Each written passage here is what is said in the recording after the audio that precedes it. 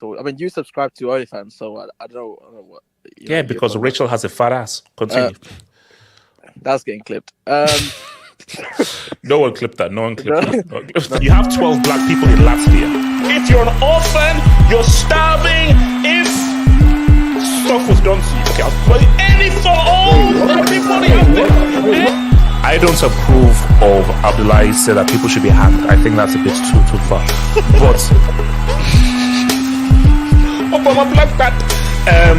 Killing on Papa. Drop another thing. That's a break. That's a break. One second. So it's again, the actual draw happened, and so it's actually United versus Coventry. It's Chelsea versus Man City. Why do you do that to Mardias?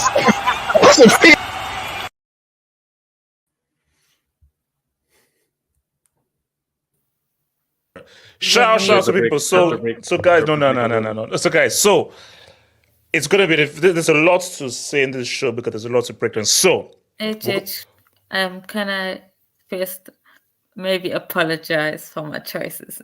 Samasi. No, Samasi, no. Samasi, the window's closed. Samasi, the window's closed. Remain at United. Remain at Manchester. The window has closed. Okay. And also, you're not allowed to talk on Thomas Muller because we're having a discussion about Thomas Muller. You are not allowed to speak. You're not allowed to say a single word on that. No. So, no. Thank you. Please. So, we're going to be talking about Real Madrid. Mbappe. He got the goal. He speaks fluent gate. But do this team have issues? Yes, they do.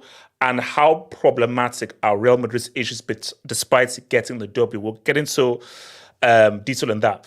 We're going to have a Salah discussion because I want us to have a Salah discussion and an in-depth one in terms of where does he rank as the greatest Liverpool players?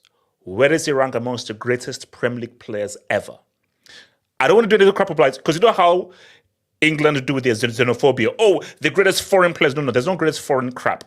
We want to see where does Salah rank as one of the greatest English and non-English Premier League players ever. We're going to talk about Casemiro, who dropped a Hall of Shame performance and try to understand what he did and how you lose the ball 11 times in 1.5. We're going to have that discussion there. And Nico Jackson. Is Nico Jackson a striker? Or have I been unfair in my critique of Nico Jackson? And Thomas Muller scored an amazing goal. Quality goal today. Yes, it's the guys who fries burgers. But I want to talk about Muller and whether do we give him enough credit and has he been discredited for being a guy who fails at ITES, getting a 25% ITES score. So let's start to talk, guys, here and everything else. So guys, remember, like the vid, subscribe if you're new. If there's anything you wish to add to the show, feel free to send it to super chats. Remember, your super chats on Dubinsky's help to keep me healthy, awake, and give money to the poor. I think so, and the needy. Right. Let's start here, guys. Let's start here. So let me bring in some guys. Good evening. Evening. Hello.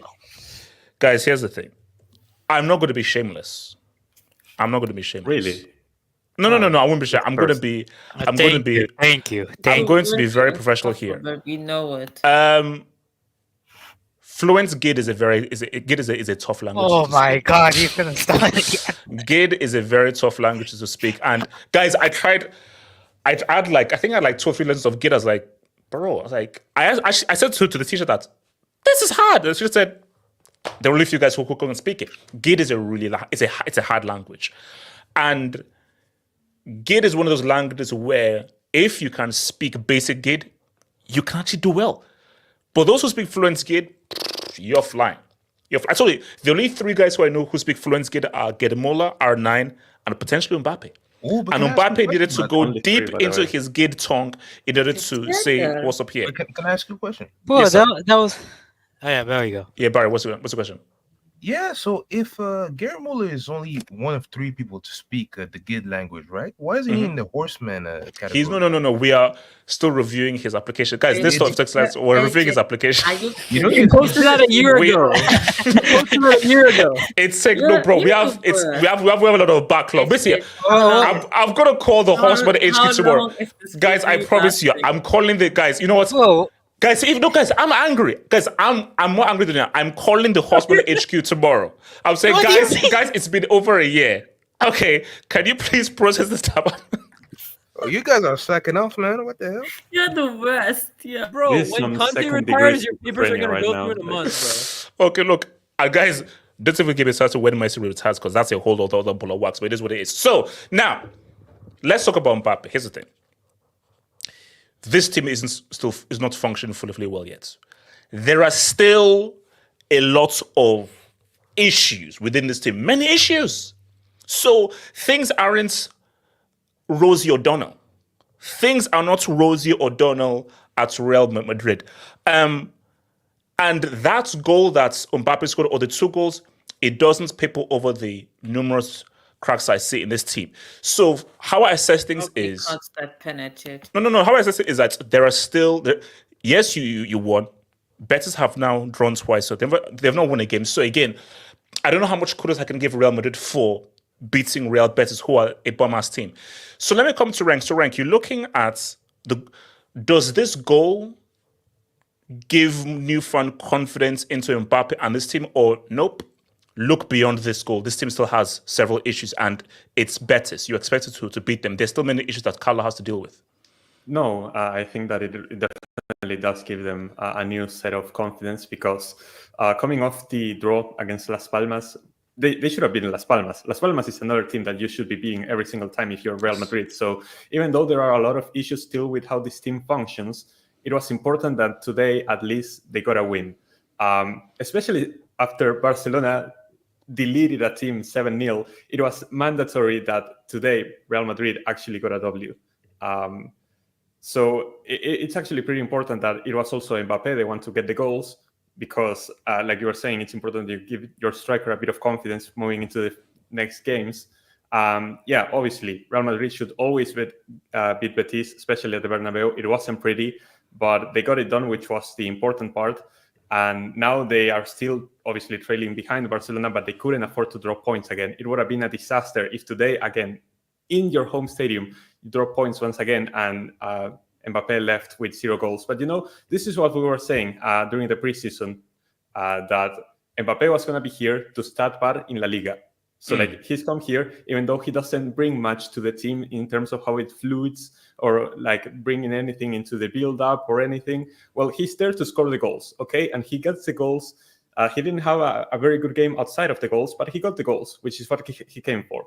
And now he's going to start in La Liga, and even then he can be quiet in the UCL. Right, so you're saying that for sure he will start pad? Because I'm still not sure whether it's going to happen. Because I still saw, yes, he scored, but I still see several issues in this team.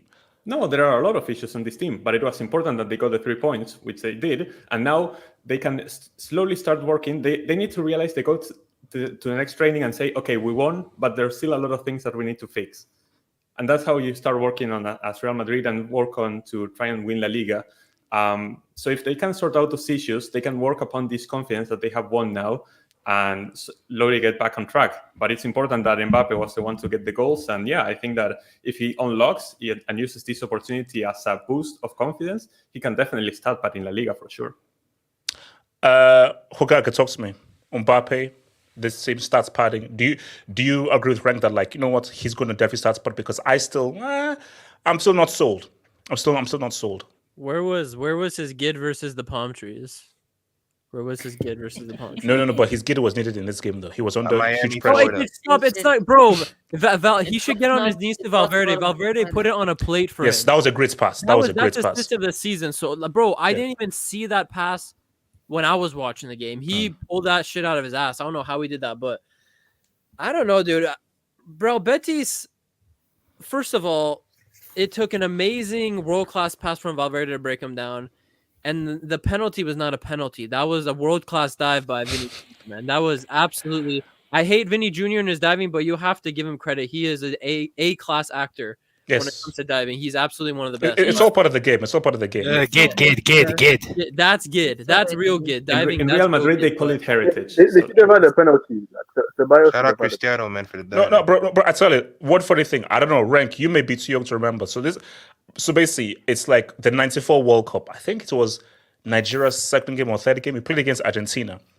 There is a picture, and I think you can find it on Google. There's a picture where I think it's guy, Austin Aguavin, defender. Maradona is literally in mid-air doing this.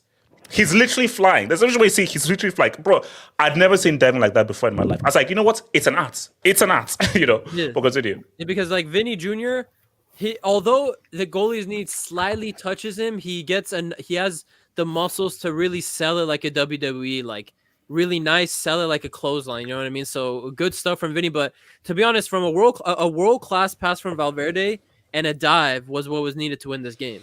They didn't play better. Real Madrid didn't play better. I will say this about Real Madrid. If you compare today's game to, say, the first game, Mallorca, they're definitely aiming to be more balanced across the front line because in this game, you barely saw Rodrigo shifting out to the left again. He stuck to the right side, and I think that did help because that gave variability in Real Madrid's attack. But even with that, I mean, it took some subs to come and impact the game to end up breaking Real Betis down. And although Real Betis is over the past couple of years has been a respectable team in La Liga, for a team, again, it comes down to the end of this. When you have Vini, Mbappe, Rodrigo, and all these guys, the expectation is you shouldn't struggle against these teams. You should be stat padding and walking over these dudes. They got the win, sure, that's good, because if they drew, that's 6 points. I think that would be 6 points behind Barca, I believe, but they're only 4. It's very early season, but we were talking about it yesterday with Barcelona. Is like if Barcelona keeps getting wins and Real Madrid keeps drawing, Real Madrid could lose the league at this stage. And although it wouldn't be confirmed for Barcelona, Real Madrid could really screw themselves. So I thought the performance was better just because of the fact that the attack was more balanced and where they were trying to go down the wing. But again, it was like it was very hard to break down the defense, and it still wasn't. I didn't look at this game and be like, oh, Mbappe's figuring out the striker role. Absolutely not. Mbappe he looked lost 90% of the time. So basically, everyone is in the street so that you're capping that Betis are a good team. Why didn't you give them more credit? That's what I said. Betis haven't. I said Betis have been one of the better teams. I said they've been a respectable team the last couple of years. I said they've been a respectable team. That's real. Betis are not a great team. Like they're decent. They're not a great team. Let's fair to Madrid. Madrid have only beaten Betis once in like the last 6 or 7 games.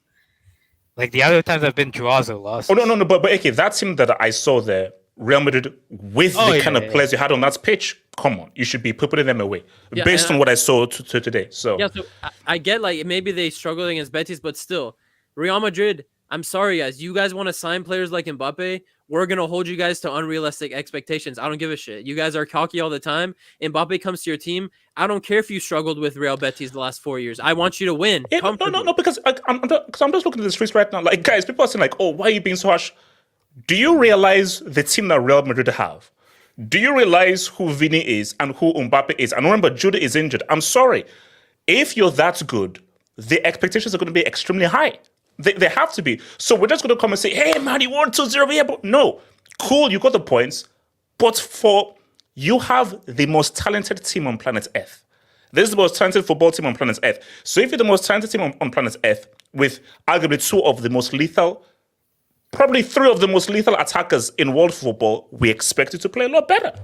So, and you are lying to yourself if you said Real Madrid played well today. You're lying. They played well in bits, in bunches, but overall, the team is still trying to figure themselves out, which makes sense because you can see Mbappe and Vini are trying to figure out the chemistry. But do you think Mbappe and Vini will kind of form a partnership eventually? Because I saw today there was this one counterattack where Mbappe and Vini linked up, and in the end, I think Vini actually did it in the Mallorca game where he tries to do the Trivela assist to Mbappe, and it was just short. The same thing happened today in the first half where he tries the Trivela assist. It's just like 2 inches in front of Mbappe. If it was a little more back, Mbappe would have put that away easily. So I would definitely say, for what I'm expecting Real Madrid to end up being this season, they are miles off it. But compared to their first game against Mallorca, which I thought was god-awful, where you had 5 players trying to occupy the left side, I thought there's definitely a good amount of improvement since the Mallorca game. But still a lot for the expectations of Mbappe coming to this team, they're miles off of what they're supposed to be. So let's see. Who else wants to go on this Mbappe? Can I speak? AK, go for it. And then I'll come to AK, Kenny, then Samasi. AK, go for it. Yes, was it the vintage performance that we want? No. Was it a better performance than their first 3 games? Yes. So I was somewhere in the middle. I thought, compared to the other games, I thought defensively and midfield-wise, they looked better. Yeah. I think both Valverde and Tchouaméni were miles better compared to their previous 3 games. And also, Bram Diaz looks very good off the bench. I don't know whether he's a bench player, but the guy looks really good off the bench. Yeah, of course. I think definitely there were elements of the team that looked better, but I think the attack. I said it, but the attack is not down to chemistry. It's not down to chemistry. It's down to the fact that Kylian Mbappe just can't control a ball for his life. Like Kylian, I told you in the space. Like Kylian Mbappe when Kylian Mbappe misses that run from the Vini's Trivela pass, that's not because there's no chemistry. They're finding each other. It's just Mbappe is a second too slow. Kylian Mbappe cutting in, and he's having that many shots blocked. It's not because it's not because of chemistry. It's because he's not getting his shots off quickly. So for me, it's nothing about chemistry, because I saw today enough times where both these guys were linking up. Even the goal, like Vini left the ball for Mbappe to score.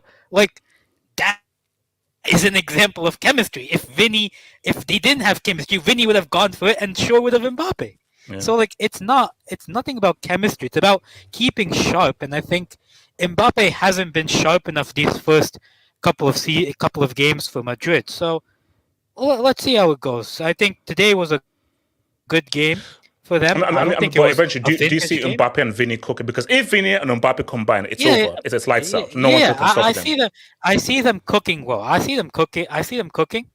Mbappe and Vini cooking. It's all about in front of goal. If Mbappe can kind of get back the form in front of goal that he shows for PSG and for France, and that's all. That's what it's about. And ultimately, if that happens, they'll be able to beat teams better than they are previously. Kenny, talk to me. Yeah, can you hear me? Yes, sir. Yeah. On the game, I could only watch the second half. So, yeah, I'm sure the first half, there might have been some meltdowns. But, yeah, obviously, at the end of the day, they won. He finally got his goals. Kenny's in the trenches, bro. Yeah, Kenny, you're in the trenches, bro. Where's your mic, bro? You seem like if you're like underneath Australia or something, or if you're trying to find oil or drill for oil. It should be better now. Yeah, better. Is that like is there a setting to be like beneath surface and above surface? Why? Kenny, just leave the setting on above surface. No, but keep it on above surface. No, the thing is that how do you call it? I use different phones, and sometimes like the StreamYard thingy, like he disconnects. Basically, Kenny, use iPhone for StreamYard, not Nokia 310 2110, bro. Thank you. But yeah, on the game, it was obviously not great assist from Valverde. I think he's probably been Madrid's best player since the beginning of the season. Yeah, that's a tough one. I think Valverde has probably been Madrid's best player since the beginning of the season. But yeah, hopefully he can give them confidence. It wasn't the best of performances, but beginning of the season, especially with they only had like 5 points out of the first 3 games. They needed a win. Like the win was the most important thing today. Like you can start worrying about performances like after the next international games or whatever, international break. You can start worrying about performance then. Right now, you need to start winning and don't let Barcelona get too far forward ahead of you. But yeah, it was all right. It was cool from Mbappe. It wasn't the best performance. But is he going to cook though? Is he going to test you this league as we expect? He's going to start bad. Like, he's going to score at least 25 goals. Okay, where do you get this thing from? Why do you expect he's going to cost 225? Why?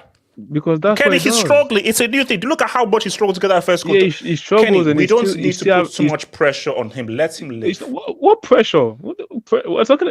You call him the World Cup goal or whatever. Well, you're talking about expectations. Like I don't care. Even if he's bad in like how he plays. Last season at PSG, it wasn't the best, but the guy still scores goals.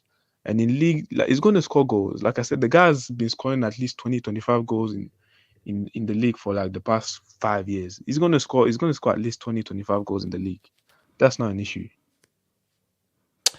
Spencer, talk to me.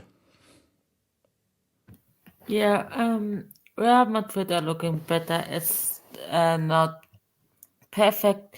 They look a little bit overworked. Maybe they haven't recovered from last season because they played a lot of games. They hadn't really time to because of the Euros to relax, because of Copa America for the most Real Madrid players. So their touches missing, passes are not very accurate, and crosses are not the greatest. So I think, like in maybe 2 or 3 games, they really get the Smash, score. will my goat cook? Will my goat cook in this league? Will he cook?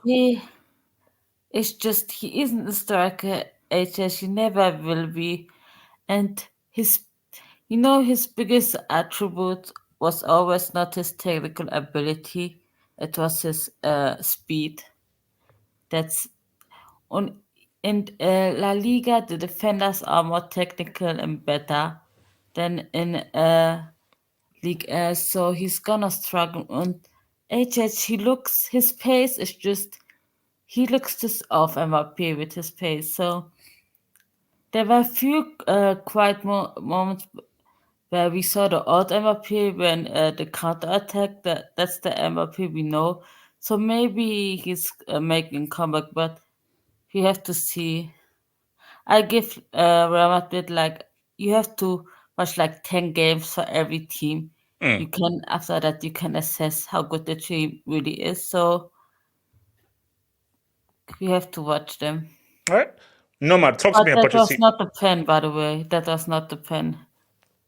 All right. In my eyes, that was not the pen. Nomad, talk to me. Confidence? Happy with Mbappe scoring? HH. Can you hear me? Yes, sir. HH, it begins.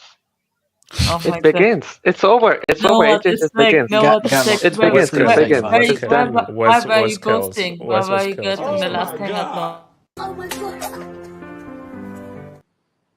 Okay, what begins? What begins? It begins. You know what it is? It. Domination? It chapter 3. It begins. You know what Mbappe is going to do to this league? You know what Bellingham is going to do to La Liga once he returns? You're going to see what he was at the first half of last season. Once Camavinga returns, we're going to see the balance that your Luka Modric and your Dani Ceballos cannot give this team. Like it is after the international break, you're going to see the real Real Madrid. Can you A highlight couple of more, a couple of more training Jude hasn't sessions. been around. Can you A highlight couple of more Bayern training. Munich Samasi, silence, please. Silence. A couple more training sessions. A couple more matches playing together with Camavinga, Bellingham, Mbappe, Vini with more team chemistry. Muller contributing even more consistently off the bench. Drake Charlton contributing even more, clutch goals. Once we get this machine roll, this is a diesel engine. It takes time to get warmed up, So once it gets on, once we get rolling, it's gonna be a snowball. And then that snowball is going to transform into an avalanche. We're burying everyone underneath the snow. It's over. You're going to see the second part of the next. Look, this may sound crazy, but here's the thing. It's a massive if. But guys, let's be real. It's just that I'm not sure whether it will fully.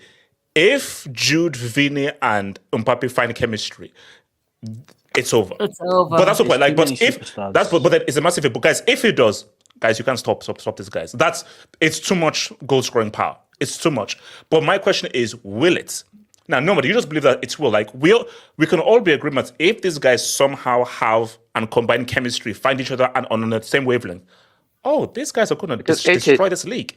Yes, because when you see why the team wasn't performing, right? And even in this match, when you see the kinds of misplaced passes, the kind of misread runs. Sorry, I'm kindly reminded that AR is an Arsenal fan who was a Judas and left Arsenal for Real Madrid. Continue, please. Why does he have a UCL PFP? What? I have rank. Lord knows. Maybe that's why I left for Real Madrid. But anyway, HH, you saw in this match, right? The misplaced passes, the misread runs. It's coming from lethargy. Players were lethargic, and they're getting less and less lethargic as time goes on. And when you're able to move the way you want to move, you're able to predict the other players' movements, the other players' passes, and they can predict you as well. And that's how team chemistry gets built. So once that gets, once the team starts gelling on that level, you're gonna see less and less. If they're gonna see less and less, misplaced passes, more chances created, less, counterattacks conceded. Even Carvajal and Mendy, we'll see the Carvajal and Mendy of last season, because they had a poor start to the season as well. So it's gonna be more about just playing to your strengths. And I'm still not happy with Rodrigo starting. I'm sorry, Arda Güler should have started this game. He should have. Rodrigo was good. I don't know what. He was, but he was all right. he was But again, okay. yeah, he was all right. He wasn't amazing. He was all right. No, but he'll I think- always get pushed to the side because PR tags. No. But come on, honest. No. Put It's not PR about PR. aside. Has he warranted that he must be a starter? Has he played to the extent where you must start? No. Over the course of his Real Madrid career over the last year or so, he's been pretty good. Like, You said Pretty good Has doesn't he warranted where no, you are a bona fide starter? Where Has Mbappe Rudiger warranted is a starting? bona fide starter. Arda Carvajal is a Güler- bona fide Mbappe starter. warranted Arda starting. Güler did. Arda Yes. Güler- Mbappe He just warranted got here. starting. What the hell? Mbappe just got here. And also, there's a thing called World Cup tax. That comes with a lot of leeway. Okay. HH, please So stop it with Arda the World Güler, Cup. if Arda Güler starts for Real Madrid, right? In the games after the international break, you're gonna see more attack coming from the right as well, because Rodrigo has to force himself to stay out wide, and he gets limited because he's essentially a left winger. But Arda Güler is really comfortable on the right. He cuts inside, gives through balls, scores goals, goes outside, puts in crosses, low crosses especially. So I think I would have really liked Arda Güler to have started this match, but maybe after the international break we'll see that, and then you'll see even more chances created and more goals to score for Vini, Mbappe, and hopefully Bellingham coming from injury. All right, let Actually, I have me. a question. Yeah, go for a minute. What's the question? Is there going to be a Chelsea cookout on this hangout? Because you were talking very reckless last week. Shut up. So let me get this. So let me get this to this quick Dubinsky's, man. So young Babs, any thoughts on this whole fortune? We can get to Dubinsky's young Babs fortune. All right, let me get young. Okay, quick thoughts on Madrid and GOAT Mbappe. HH, don't get gassed, man, about GOAT Mbappe. He only got 2 goals today. One of them was a penalty. But I think Real Madrid are this kind of team. They don't play really well, but they get the job done. But I think Barca, I think, are more cohesive in their system and the way Flick plays. But I think Barca can edge the title this season. So basically, you're taking Flick the Bean over Don the Carl. Why do you say Flick? Yeah. Yeah. Bean Flicker. Come on. Bean Flicker. The Flickster movie, the movie Flick. All right, hold on. He's won a treble and Real Madrid haven't. Let me take this Dubinsky's, man. One season. So shout out to Mohammed Hassan, new member, man. Welcome, membership, baby, membership, content cracker, man. Thank you, bro. To Pira Mutsa, hopefully you see what I was saying about nothing to do with position. Yes, Vini and Rodrigo will be selfless and create for Mbappe. He just has to do his part. Okay, very quickly, let me rank. If you were Vini, would you sort of try to give the power and agency to Mbappe because he's the bigger superstar? Or would you fight to say, no, I'm the main guy and be an alpha? Because I do feel, maybe I'm wrong, that Vini is like, oh, this is Mbappe, he's the bigger star. Let me help him score. Let me create a chance. Or she'd be like, okay, yeah, I'll help you score to a while, but I also want to be me as well. Not because Mbappe is the superstar, but because he is the new guy. And Vini recognizes that it's for the better of the team that Mbappe is full of confidence and playing to his best. So like if Vini can get the best of Mbappe, that only benefits Real Madrid as a whole. So like he's doing this not because he respects Mbappe as the bigger star of the two, but because he's the new guy and he realizes that it's the best for Real Madrid that they are both working together.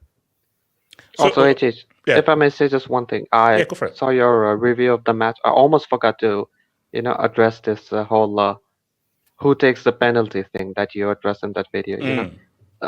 Don Carlos said that is the both of them, and they'll decide from penalty to penalty on who's going to take it. What? That's weird. No, that's not. I'm sorry. He said that. I'm sorry. That's no. See, Don Carlo, your meme guy, I love you, but that's trash. Every team has you are a designated penalty taker. Okay, 1-1. UCL semi, 88th minute, 2-1 down. You need a goal to bring it. Who takes the penalty? Okay, okay. Rock, paper, scissors, 1, 2, 3. Rock, paper, scissors, 1, 2. I mean, so who decides? maybe the both of them. Maybe the both of them decide before the match who's going to take it. I've never heard of from that match to match. I've never heard of anything. Football manager, you have a thing where penalty taker 1, penalty taker 2, penalty taker 3. If penalty taker 1 ain't there, 2 go like you have a designated penalty taker. That's not a UEFA. That's not a UEFA moron. Yeah, that's not a UEFA rule though. Yeah, right. Like teams can do whatever they want. Just because it's been done a certain way doesn't mean that's how it should be. No, Mad. Of course, there isn't a rule. I'm saying in terms of what I think should happen within a team, there should be a designated penalty taker. And do you know why it's so important? I feel that there is a power struggle of whose team is this. I feel this should still be Vini's team. I'm the Mbappe guy, but Mbappe only functions for 4 years. But I feel like this is Vini's team, and he should be the guy taking the penalty. I mean, maybe that power struggle is being projected from outside onto the team. Maybe it doesn't really exist in the locker room. Okay, Hokage. Do you see a power struggle between Vini and Mbappe, or making too much out of it? I mean, I think Vini is more likely to kind of bend the knee to Mbappe than Mbappe is to bend the knee to Vini. Because I'm sorry, we have seen Mbappe the last 4 years think he's the guy. He literally drove Neymar and Messi out of his club. At PSG, not at Real Madrid. PSG is a holiday camp where the cycles rule the asylum. This is a with all due disrespect, this is a proper football club. Yeah, and I don't know.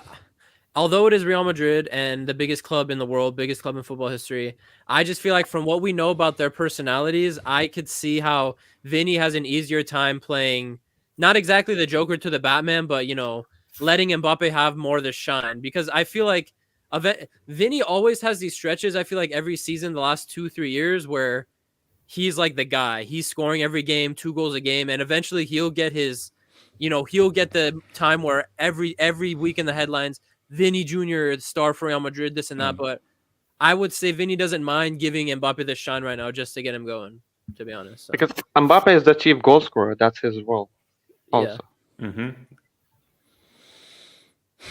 Okay. Shout out to Thunder. 21-22 Benzema or 16-17 Ronaldo. Who was better? 16-17. No. The overall better, like the more lethal finisher was 16-17 Ronaldo. The overall better footballer player, 21-22 Benzema. What that guy did in the UCL knockouts, I've never seen before. I've never seen a guy have a performance like that in UCL knockouts consistently like Benzema. But overall, it is the guy who was more lethal across all competitions. No, Cristiano in 16-17. Yeah. It is 21-22 Benzema. Wasn't 16, do you know how lethal Cristiano Ronaldo is? Do you know what the team was? Do you know? It was a better team. No. Do you know what the team? How much the team was relying upon Benzema to do everything? Dude, Ronaldo scored a hat trick of offsides. It was only those 2 games against Chelsea and PSG. No, but Benzema literally won 2 ties all by his own. No, I said, look, bro. I said 2 ties on his what own. Benzema did in those UCL knockouts, I have never seen ever before. Never. but so did Even against Man City. No. Money Mace. What Benzema Cristiano won did. the semi-finals by himself against. What Benzema? No. Money Mace, I can pick literally 4 or 5 games where Benzema was clutch. Home and away, clutch. It was almost a carry job. That was pretty much a carry job. Yeah. And that goal in the final was onside. So also the semi-final goals, bro. The guy took a Panenka in front of the Etihad Stadium. That was crazy. Also, third goal against PSG will always go down in history. So shout out to Tapua. Also, credit to Fede and Rodrigo, especially Rodrigo. Valverde is that man. Quality. He's quality athletes. Sam, I think Real Madrid will play better against higher caliber teams. I think someone made the point that this team, given space, are going to be very scary. We saw a hint of that against Atalanta, man. I prefer, can refs start giving reds for dives? If a player is stopping goal scoring chance is a red, then players trying to create one by diving. But aren't dives already yellow cards already? Yeah, that's what we stand. At least they are supposed to be, but refs never give yellow for that because they don't want to take the blame for that. It's just the refs are always too coward to make that. I mean, no, to be honest, I see a lot of yellows being given in the Premier League for diving. You see, but the problem is that one team is wearing white, so like you cannot give a yellow to that dude. But he could have gone in a red if he got a yellow for diving. Shout out to Fair. Mbappe need shock collar that shocks when on the what the. $2, AJ. $2. That's someone's Shout out to TJ. Vini Jr. is slowly becoming Mbappe's. Okay, what is that? What is that? Bitch.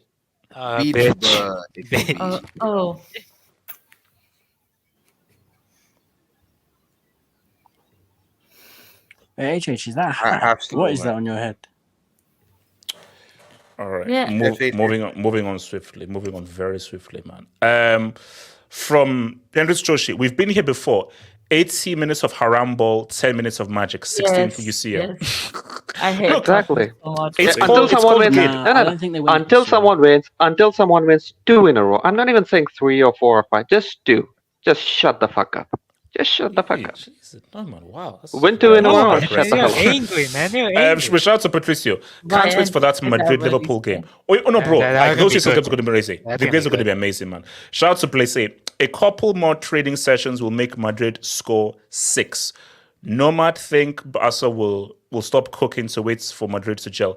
If Barca stick to business. Look, see, guys, I said it's going to be a very fascinating title race. It's going to be a very fascinating title race, man. Going to give a shout, Josh Jones, man. The 200 million. Thank you, bro. Thank you for the support, man. It is going to help the poor. Money may stop it. It's going to help the poor. I told you guys, Rachel's OnlyFans, it wasn't great. Samantha, you're right. OnlyFans is overrated. So it is what it is. Reddit is bad. You can find this one on Reddit. So that's the thing. So guys, I'm warning you. Because he's put to the 200 space, guys, I'm about to play it. Take off your headphones. It's going to be loud. You've been warned. Oh my God. 3, 2, 1.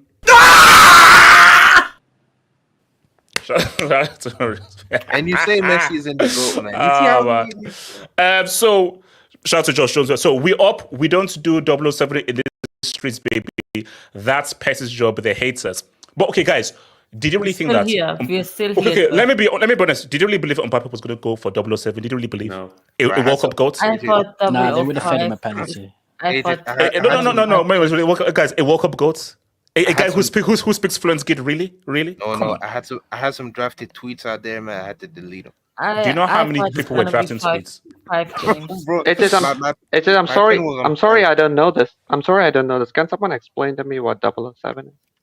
Oh no, Matt, you're so cringe. No, Matt, you know what it is. Say what it is, please. Shout out to IME, gift of 50 football members. Thank you, guys. Keep anybody who just got a membership from IME. Thank you, IME. Thank you for supporting that channel, man. So, because the Salah thing is going to be a big discussion, I want to talk about Cash App. So, can I speak on him? Yes. Wait, Barry, you want to talk on Mbappe? Nah. I wanted to speak on Casemiro because I haven't. Oh, Me Cash too, App. me too, Okay. me too, me too. Let So, RDS guys, in. Can I RDS was in talk the chat. about my Let him club? in. let me right now? let me just get this up and running. So, Cash App. So this actually links into Real Madrid here. So, guys, here's Can my him and thing. United fans speak first? So for the Real Madrid fans out there,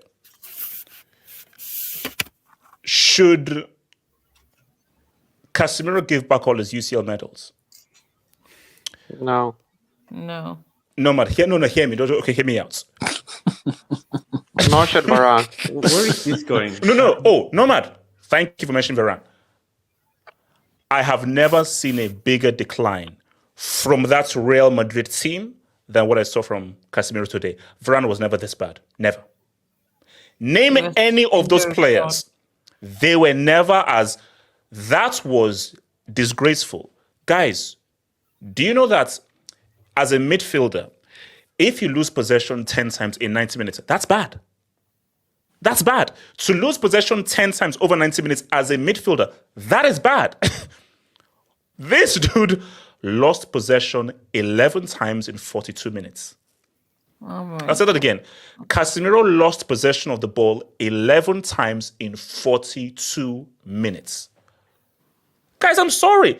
You are actually disgracing the Real Madrid DNA. So my question is this, and maybe I feel wrong for saying this, but guys, this is the Football Hut, and we're here to say uncomfortable things and have uncomfortable conversations. Is this just a shocking decline? Or did Toni Kroos and Modric make Casemiro look a lot better than he actually was? No. Come on. No. Barry, I'm shameless. Barry, let me be shameless, please. Let me be shameless. or When are you? Is it no, guys? Because it's my job. So is it a case where we were lied to, that we need to rewatch all those games and be like, you know what? Were you just covered by Kroos and Modric, and this guy just makes you look a lot better than you did? That once you leave Kroos and Modric, you sell fruit. We weren't lied to. What's it called? The Manchester United fan base were lied to. Man United fans tried telling us. So how can you explain Casemiro's fall from grace? Because Moneymates, that what I saw was disgraceful. Let me go after people always talk about Florentino Perez and him buying players and acquiring players. The biggest thing that I've always praised Florentino Perez for is his ability to sell players. He knows the exact moment when to get rid of somebody. Everyone looked at him sideways when he got rid of Cristiano. Cristiano was not the same. Everybody looked at him sideways. RDS, there's a space freed up. Get in here right now. RDS, get in here right now. There's a space free. Get in. You're already around. Sorry, continue. Pull up Kenny Xavier, bro. Kenny as well. Kenny, no, I can't. No, pull up my too, man. No, I can't. No, Moneymates, continue. Everyone looked at Florentino Perez sideways when he let go of Özil, but then he had the plan with Di Maria and Modric to come in. Like, he always knows when to get rid of players. Man United fans tried telling us we got the best DM in the world. He left Madrid. Moneymates, they were hyped. They were hyped. And we tried telling you the only reason Madrid got rid of this guy is because they have better things waiting. They have Camavinga, they have Tchouameni. No, and also remember, we all tried to say to United that he's cashing out. You're not getting a guy at his peak. You're getting a guy who is onwards on the decline, and he's cashing out for you guys. Because what did they say? It shows that we're still a big club. We can still sign one of the best. Huh? You weren't signing Casemiro at his peak. You were signing him on his decline. And as you said, because presuming that he was about to become a bum and sell fruits. Yeah, facts. Oh, by the way, RDS, I'll leave after I've finished talking about Manchester United, so then you got the space. No, HH, this team, I don't know what people saw when they look at Casemiro. Like, bro, he can't run. The guy is stiff. Like, HH, I've seen those preseason pictures. I saw the extra weight on him. That is not a guy who looks motivated to try and win league titles, to try and win UCLs. That looks like somebody who's happy that... HH, he was surprised. You know, he was surprised when he saw his wages. He was like, 400k a week. Wait, hold on. He's on 400k a week? I think he's 350 or 400. It's one of those two. Wow. And apparently they paid him 3 times or 4 times more than what he was getting at Real Madrid. Yeah, like 3 times the salary. Yeah, that's my point. Like, Oh he looked at Man United with like pure confusion. He was like, "Wait." He was like, "Wait, you guys are going to pay me 3 times what I'm making in my last ever contract?" You're paying a guy 300,000 a week to lose the ball 11 times in a match. 350k pounds, AJ. Sorry, continue. Money Mace. He just wanted an extension on the same wages, and Florentino Perez said no. Fact. This is just one big Saudi move. He just did a Saudi move to Manchester. That's all this is. Okay. So, Money Mace. So it wasn't that Kroos and Modric shielded how much of a bum he was. It's just that he's declined and he's... He was really that good. Just that this is just the decline of Casemiro. That is probably one of the biggest fall-offs that I've seen of a top player. He's declined, and the problem with him is that, listen, what the benefit of playing with Modric and Kroos is that they were so good at keeping the ball. You didn't have to defend very often, so you didn't have to do that much. And it's not me saying he's a bad defender. I think he's a great defensive midfielder. The problem is when you're playing for Manchester United, every match is end to end. You're having to do too much. You're having to cover all the spaces. Like in his first season, he was good, but like towards the back end, it was like, geez, we need a partner for him, and we need someone to help him out. And remember, Kobe Mainoo is great on the ball. Yeah, but he doesn't help out defensively. What's he going to do defensively? He's a player who gets on the ball and tries to make passes. So you're still left with the same problem. This guy is washed. His knees are gone. And I'm being honest, Jamie Carragher is a bum who knows nothing about football. But he was absolutely right when he said leave the football before the football leaves you. Because, yes. I don't want to do this. But if he continues doing this for the rest of the season, we're going to have to talk about what tier of induction does he go into. Who? Casemiro? Yes. No, right now he's under review. He's under review right now. He's under review. But if this gets bad, then this is what we're looking at class. We're looking at potential class B. We're looking at a potential class B here. 100%. So, Renk, talk to me. Like how? Can I speak after Renk? Yeah, sure. So, Renk, how do you explain this decline of Casemiro? Yeah. Well, I don't really have a way of explaining it because a few years ago, Casemiro was the CDM that I wanted on my team every single time. Just watching him play for Real Madrid, he was so incredibly solid. And just one of those rare cases where Brazil actually have a dog, but a dog in the good sense, right? Where it seemed like he was actually a player who could body you out of a ball and just make stuff happen and be a destructor in the midfield and whatever you wanted to do. And this decline, it can only be explained by something that has already been going on in the EPL with players like Tony, with Tonali. We need to go into the web history of Casemiro and see if there are any betting sites, because it doesn't make any sense that you lose the ball that many times and that you have such a bad performance. And you know what was the worst part? When he was subbed out at halftime by this guy Toby, who I had never heard from before. I've never heard of him he's in my like life. a big deal.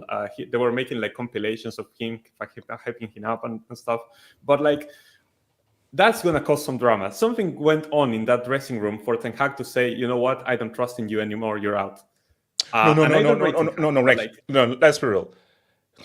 I believe that nothing was said. It's one of those things where, like, when you know that you've played so badly, and Ten Hag says, okay, Casemiro offered everything. What's Casemiro going to say?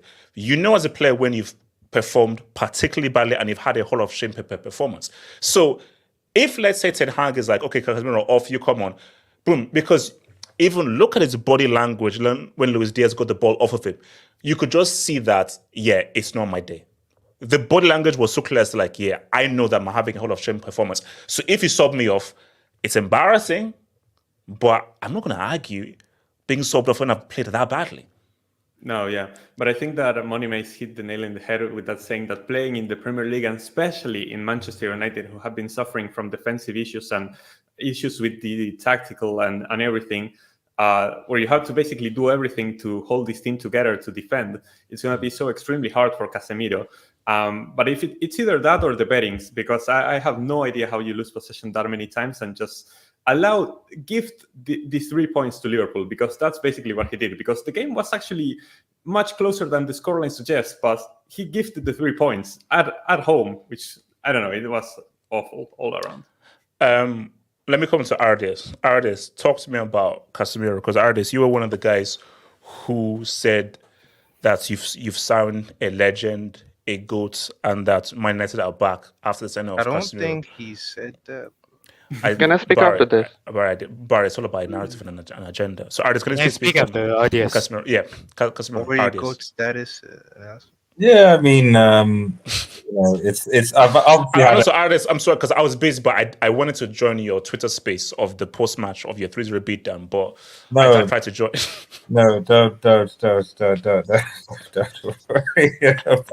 it. But I know that it's a good day. It's a good day. Yeah, I mean, it's not been a great. It's not been a great weekend, you know. So I mean, it might have been better if Palace had got the extra goal, but maybe, you know. So like when I saw the equalizer, I was like, "Oh, come on, man, is there?" You know. So, but then I had to jinx Mbappe scoring, man. Yes, I saw a message. I saw a message on Twitch. I saw it. Literally a minute later, Mbappe scores. So it's not been a good day, I'll be honest. But yeah, Casemiro. Yeah, Casemiro. So I don't know whether I should. I don't know should I be objective or not objective. It's difficult to. No. Because explain how do you lose the ball 11 times in 42 minutes? Yeah, I mean, okay. The thing that I'll say is that it's clear to me that because you've got to remember that like towards the end of last season, Casemiro was dropped. He was out of favor. Remember, it was Amrabat, McTominay, Mainu, and Bruno that started the final against City. Casemiro wasn't even part of the thing, or it was Amrabat, Mainu, and Bruno, whatever. Casemiro wasn't part of that team, and lo and behold, we beat Manchester City in that FA Cup final. He wasn't part of that, you know, and he'd been dropped for a while because of his performance. So I take that to believe because obviously Ten Hag let obviously McTominay went, you know, and Ugarte who came in midfield-wise who came into it late. So I take that to believe that I don't generally. It was more of a kind of a necessity where, like, in terms of who you play in this game, the only other midfielder you had was Toby and Eriksen. And Eriksen is just as washed as Casemiro, if not more so. So you didn't really have much choice. And to be fair, in the first two games, Casemiro wasn't awful, even though I blame him somewhat for the second goal conceded against Brighton. Today was awful. Now, I'm not 100% going to put it on Casemiro because I do think structurally there was a problem with Manchester United, especially with the fullbacks going way high, bombing forward and not coming inside, and leaving number 6 isolated and exposed, as well as Bruno obviously bombing up and doing goodness knows what he was doing. Because in the second half, the same thing happened. Casemiro came off, but then they pressed Mainu, and then it's now a 5-on-3. And then we're in trouble. Every time they got the ball off us, it was a 4-5-on-3, and the defense got no chance. At the end of the day, we were swamped. You know, so that is a tactical problem. That is on Ten Hag, who, you know, questionably should be he's in trouble basically. Ten Hag is in trouble, man. He's in a lot of trouble now. But yeah, I think after this, like, you know, because but how do you explain the Casemiro decline though, of how much he slid from what he was at Real Madrid to where he is now? Give me a Brazilian player over 30 who's doing really well. I can't give you many, but I can still say that there are many players who are. There are not many Brazilian players who have been as bad as Casemiro. Casemiro has been shocking. I agree with that, but just give me any Brazilian player right now playing football that is doing well post 30 or historically has. So it's like Caipirinha tax or what? I mean, I don't know, because it's unusual that specifically from this country, whatever happens, you look at Neymar or whatever, and post 30, I don't know, is there a post 30 Brazilian tax? They eat. That's a good one. Respect Lucas Moura. He just got called up again. Stop Respect it. Hokage, stop. Oh my god.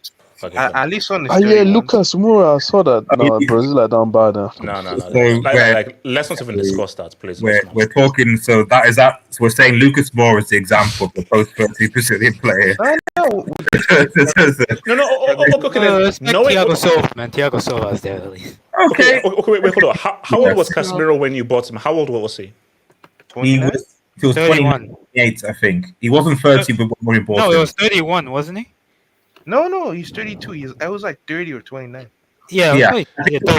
So knowing that he was 30. He was 30. Okay, so knowing that Brazilians get cooked 30 onwards, why did you think that he was going to come and say what's up?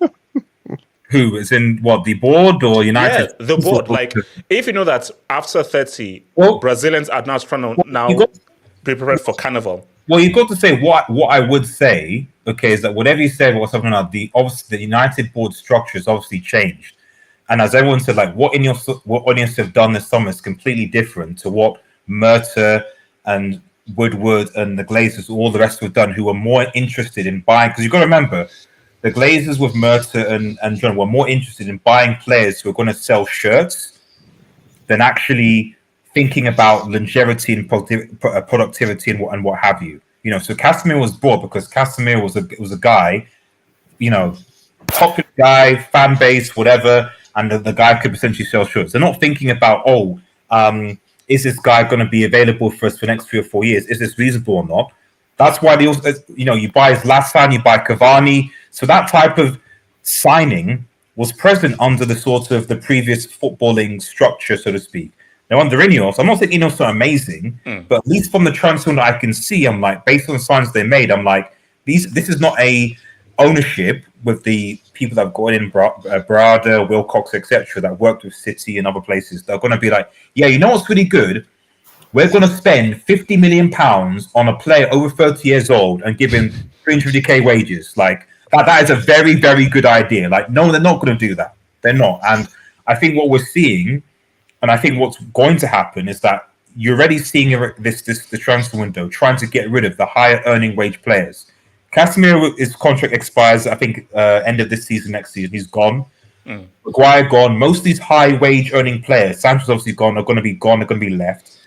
And it's going to be actual football, it's going to be proper investment. But putting that all aside, at the end of Casemiro, I don't see how he gets back into this team with Agarty now coming in. And now Ten Hag is probably thinking that Toby is probably a guy like Toby. You know Toby Maguire from Spider-Man, HH?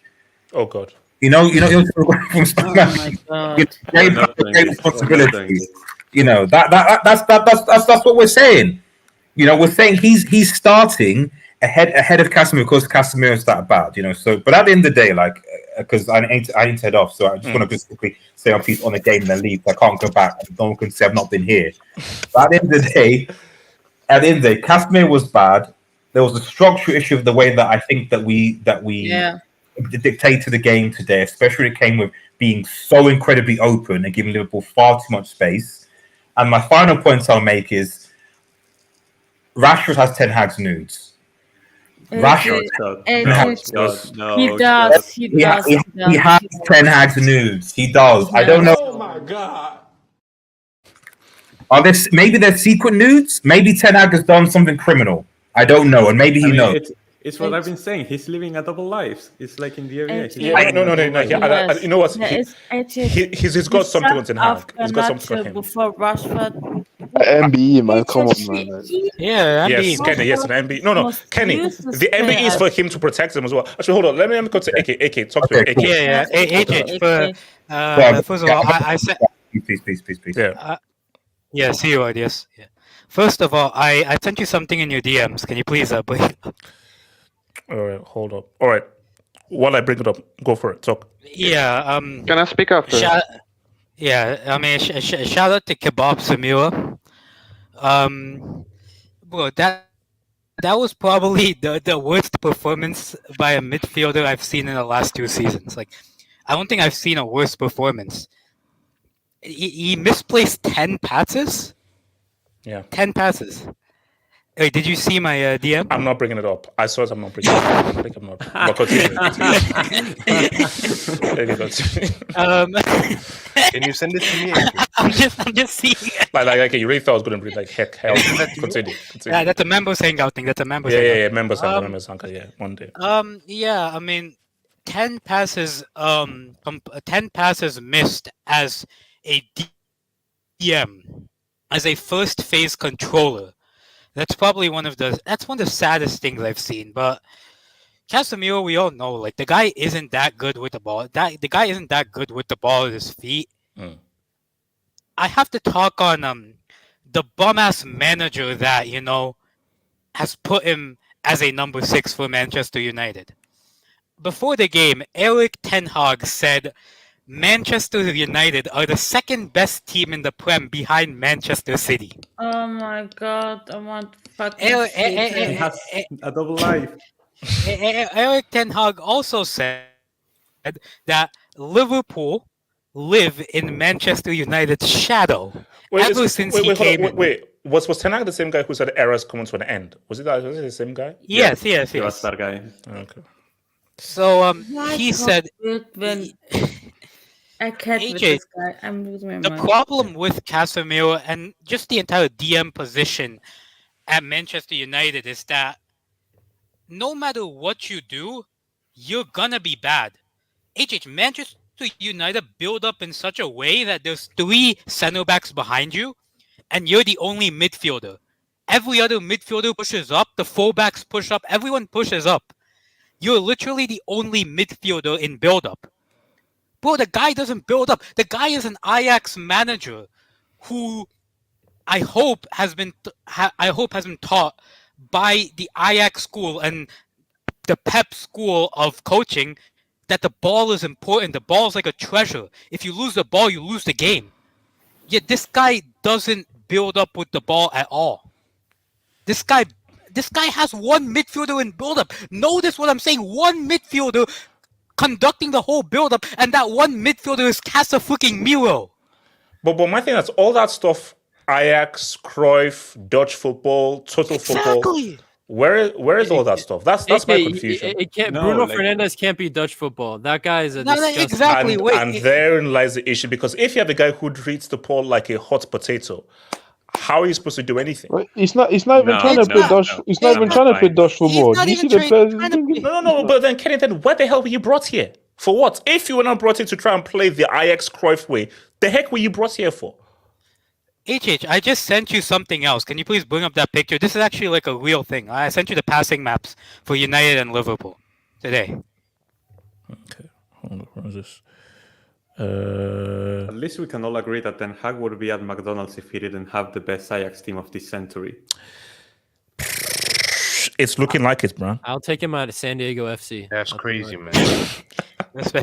Respect San Diego, man. Respect San Diego.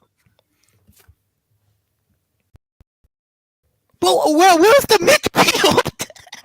There's no midfield. Midfield is just an idea, bro. Like, wow, bro, that's crazy. He's he cannot be manager. Is that Rashford in the left? Is that Rashford is on the left. It was useless. I'm so pissed. Wait. Okay. So how much blame should Casemiro get? So is more blame Ten Hag and the structure, or Casemiro? Yes, everything may not be great, mate. You're losing possession because. So is him losing possession 11 times down to the tactics or down to him being crap? He's washed. I'll tell you for the straight fact, he is washed. Mm-hmm. But they're bringing in Manuel Ugarte, who's just Casemiro but younger. Ugarte is just the Casemiro regen, except he's worse on the ball than Casemiro and more athletic than him. So what is gonna change, bro? Because we talked a lot about Casemiro, and he was terrible today. Kobe Minu conceded the same goal. That was the third goal. That was Kobe Minu conceded the same type of goal. Yeah, true. Yeah. So there's obviously a problem with the structure of this team, with the way they build up. And I'll be honest, bro. You put any DM in the world in that same position, they're gonna fail because they can't cover that much space. It's just not possible to cover that much space. So like I don't understand. Like I know Casemiro's washed. He should go to Saudi, but bro, if Ten Hag, the way he plays just isn't conducive to winning football because you don't control games with the ball or without the ball. Like it's that simple. You don't control games at all. So there's no point of sack Ten Hag. Ten Hag is such a terrible coach. Like, damn. Okay, so Can I Barrett. speak on this? Yeah. So Nomad and Barrett. Nomad, go for it. Can I speak after? Yeah. Nomad. It's just Florentino Perez is the greatest club, administrator of all time. He has to be. He has ages. He is. Come on, you have to agree on this. You have to agree on this because Casemiro. Can you defend a league title? Thank you. Yeah, now we can win 3 UCLs in a row. 15 UCLs. Okay. We've gone beyond Real. So Casemiro, talk to me. Why did you sell? All these United Barca fanboys and Real haters, they come out of the woodwork at the drop of a dime. Nomad, why did you give? No, Nomad, why did you give Casemiro to United when you know that the guy was washed and post 30 as a Brazilian? How much did it was? 50 mil, 60 mil? Yes. For a 31-year. Come on, HH. And they gave the same amount for Varane as well, right? 50 mil, 60 mil. Oh my god. And they gave us 75 mil for Angel Di Maria? What did he do at United? That was Van Gaal's fault. So that was racism. At least Casemiro had one good first season. Like Di Maria. Can you stop it? That doesn't matter. And actually, out of all of them, Angel Di Maria still had a lot of football to give. He balled at PSG. Actually, he balled for Argentina. Mm-hmm. So Man United failed him. After.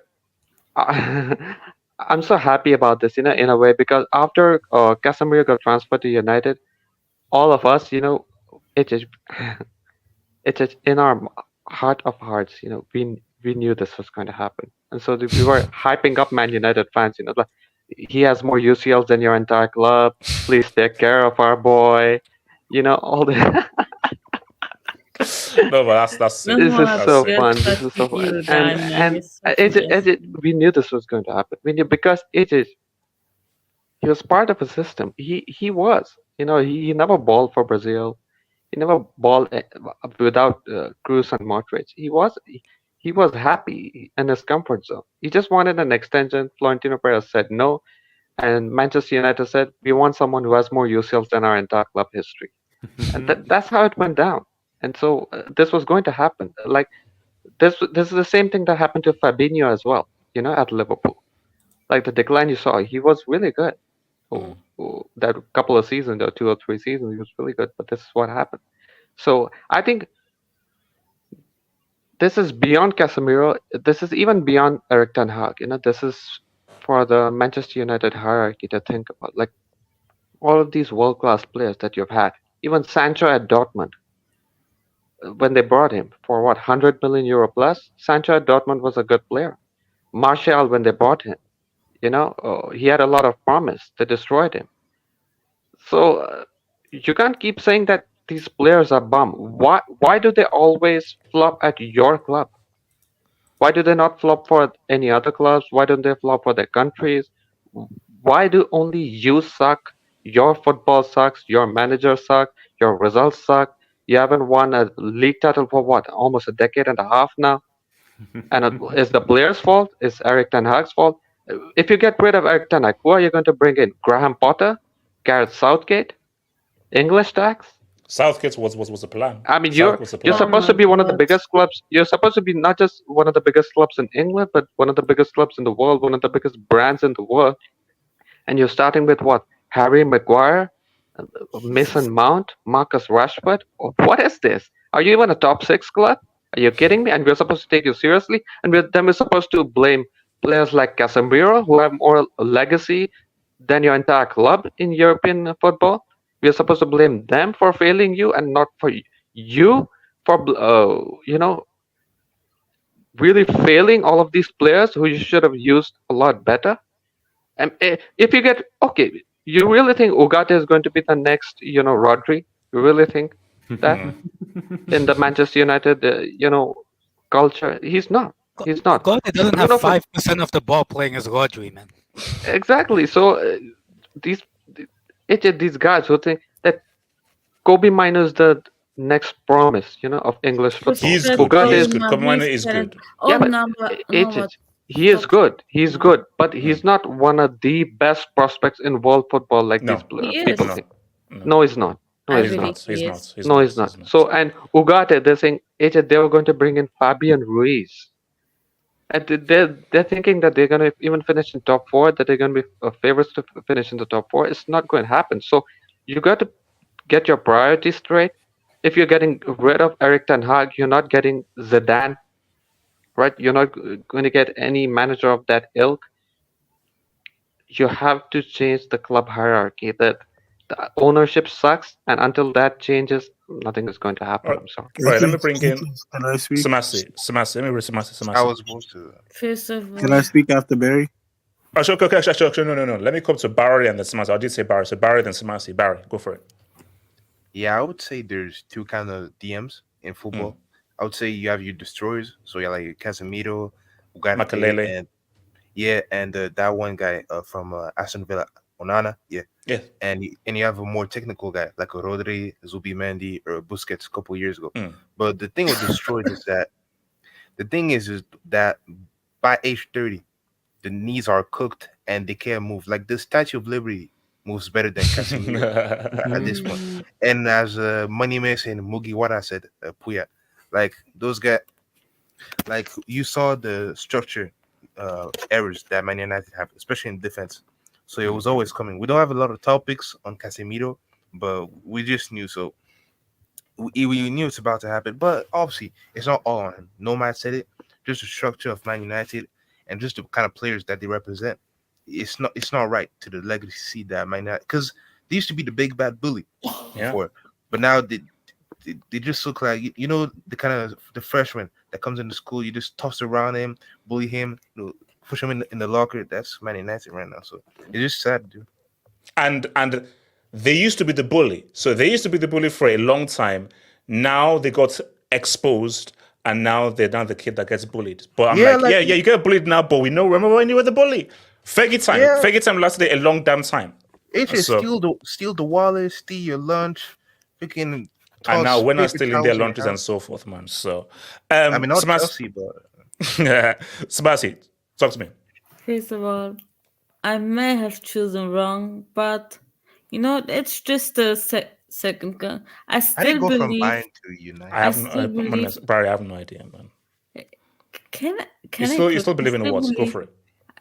I still believe that Man United with another manager can cook because they have the right profiles of players. I think it's just Eric Ten Hag has no clue how to build a team to dominate the game. He has no clue. Rashford just can play with space on the counter attack, just like Bruno. I hate him so much. This dude, he's just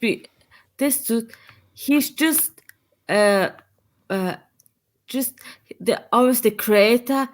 He's not the creator. He's just trying pass the ball there, pass the ball. Maybe sometimes works, sometimes it's not. I hate this so much. That's fucking Red who plays the ball like a fucking house. He has no patience on the ball. I'm so done with Bruno on Rashford. Rashford, you lazy player. He cannot. MBE, respecting an MBE. He feeds Barry, I just sent you the thing. Barry, I just sent you the deal. 70 million.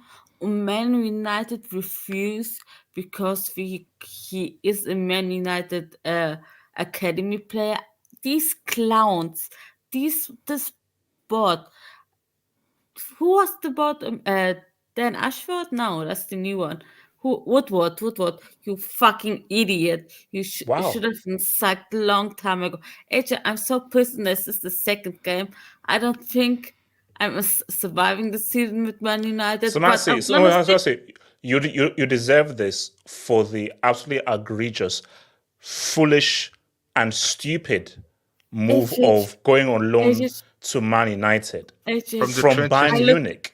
No, Smasi, you deserve all this. Like, Smasi, with all due disrespect, how stupid do you have to be to go on loan from Bayern Munich, despite whatever's happening, to Boychester divided? Were you on crack? Just because company's black, just because he's black. Well, that is true, actually. Yeah, he's racist. Samasi, you can't make these allegations. Samasi Fix your freaking mic. I can hear background from my thing. Fix your damn mic, man.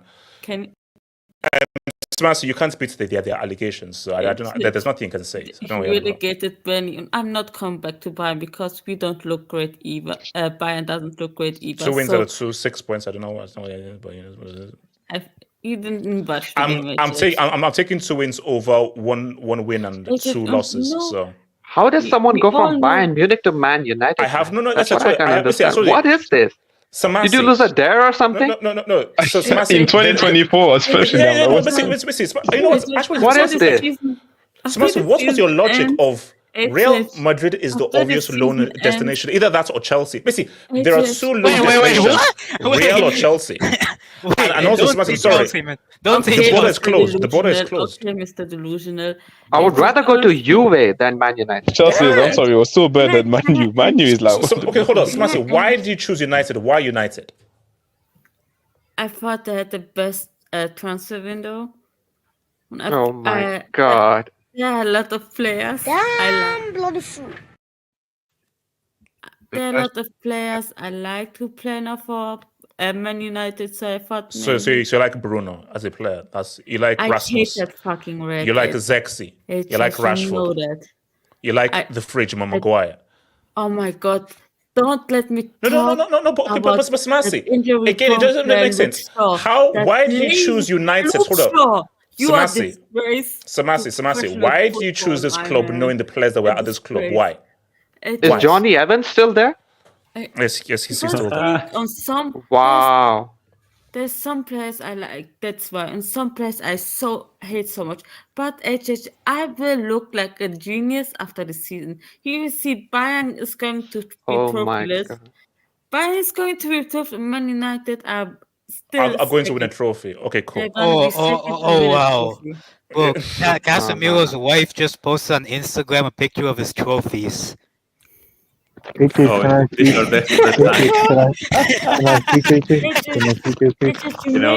not a good look when that's when you know you're cooked. I have believed that Man United after the sack Ten Hag will cook. That's my belief. Thank you, Samasi. Thank you. No, Samasi. It's still L. Talk. It's not an L. It's gonna be a W for me. AJ believe. United to Wait, what's Is he in Vietnam? Goddamn, cut that bitch off! You will burn in hell when I'm through with you. That is the worst mic I've ever heard being on his hand. That's the worst. That mic is from hell. That mic is from hell. Scoring Ukraine? Wait. Nomad, that's not Ukraine. Nomad, that's hell. He's in hell. Is it worse than my mic? Core, tell Satan to stop messing up with my life. Tell him to relax. All right. Tell him to chill the F out. I'm a Christian. Anyways, all I'm gonna say is, oh my God, I'm a Christian.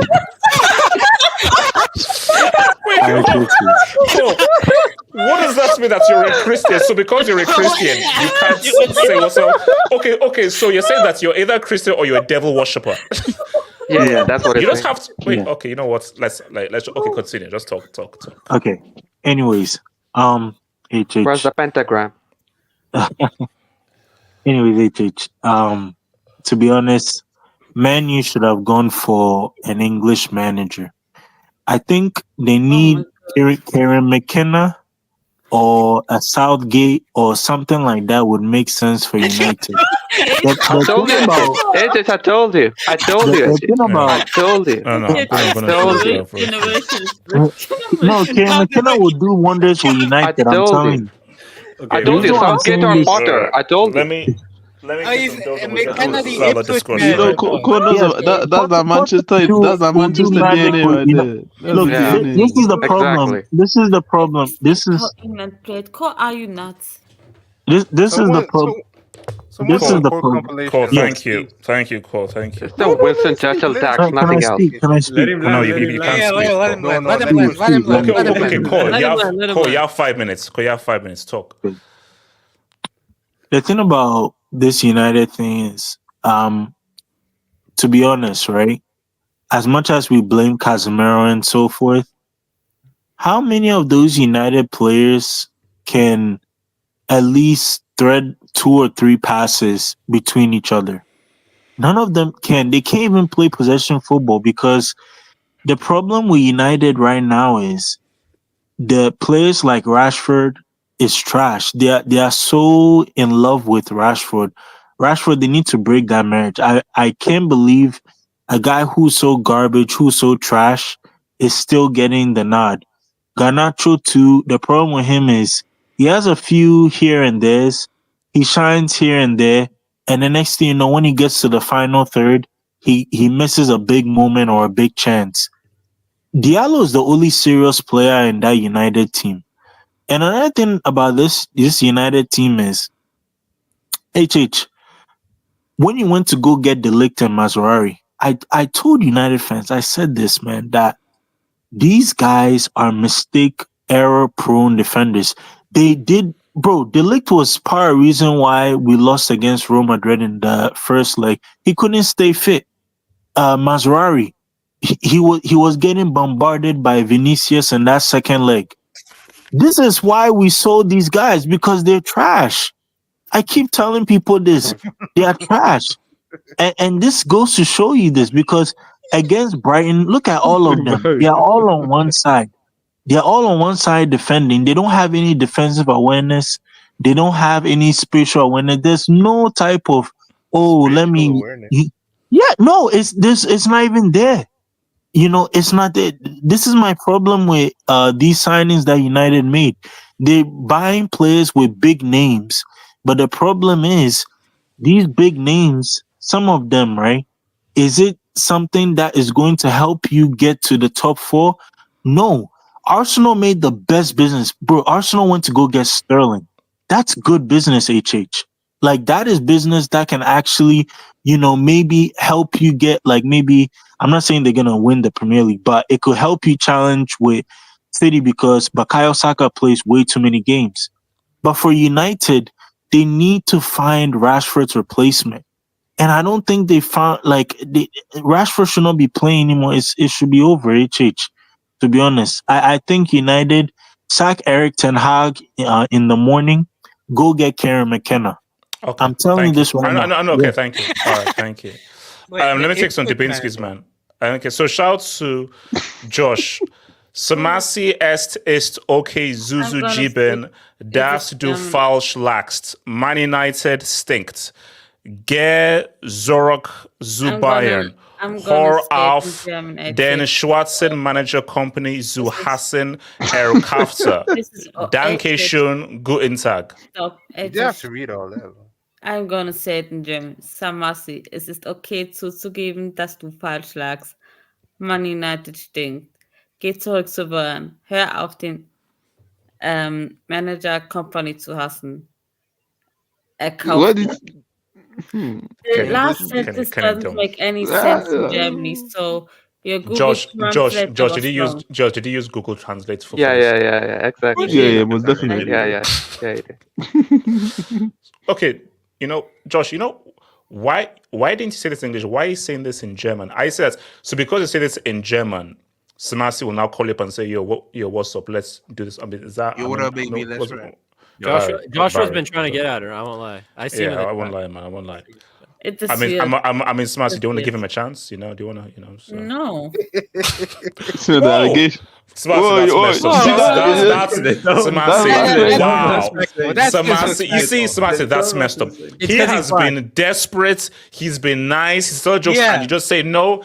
Samasi, give him a chance. Give him one shot. Tone as well, man. Samasi, Tone one as shot. No, the tone, One man. shot. I'm One sorry, shot. man. The allegation are alive. Anyway. He knows.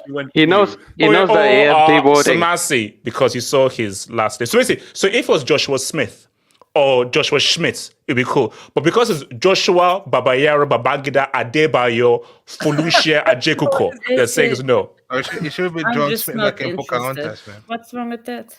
I'm not interested in Nigerians. That's what it is. So let's just say the other one. Shout out to your boy Adams. Says Ten Hag, I hate the way.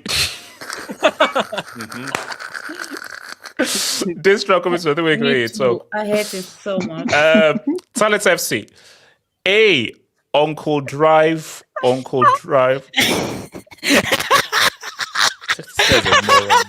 you seen that video? Have you seen that video? What's the video? Okay, there's this guy, and I don't know where it is in England, but he's getting like his ops are trying to stab him, and the Uber driver won't drive. Oh yeah, the Uber driver. He takes out his money and says Uncle Turf and gives him his money. Okay, you know what? Let's give it one. Shout out to Place A. Cash App was terrible. Cash App is crazy. But was a scapegoat because everyone was bad for United, giving away the ball. Same thing happened in the second half without him. One bald guy was responsible. Yeah? Yes. Shout out to Ten Hag, yeah. Talents FC, from 7-0 and 5-0, losing 3-0 is an improvement. Actually true. That is true. That is true. No, it's not. Like, no. Glass half full. Glass half full. It's true. QC8. Football left Casemiro. Kebab shop error is okay. Let's not. Blaze A. Did anyone count how many times Bruno lost the ball? Bro, I think there were like 18 times. Did you see, bro? Bruno was trying to play a cross in. That guy sent the ball to the back to the Middle Ages, bro. The heck? Craven 18. How can a manager of Man United talk about XG in his post-match press conference like a Twitter tactical? Have the fans and the owners ignored that or wait, no, wait. You know the worst thing is he said XG? Yeah. Hey, Jess, have you heard this post-match conference? I don't want to hear it. Oh my god. Wait, hold on. AK. Punch that guy. The worst thing is, did you see Arne's post-match presser with post-match interview? He basically broke down United style on live TV and then said what he did to counter it. You're lying. It was You're lying. He actually did. You're lying. What? He literally said United style on TV and said what he did to counter it. All right. Shout out to Elijah. Ten Hag. No, that's crazy. Ten Hag is crazy. Ten Hag needs to be arrested. How can you talk SHIT consistently and not back it up? That might be a secondable offense. Shut up. To talk big and not. That's crazy. AJ, this whole Johan Cruyff and Cruyffian philosophy and all of his students, it's all a scam for getting jobs at the top level in football. Wait, hold on. Shout out to Betsy.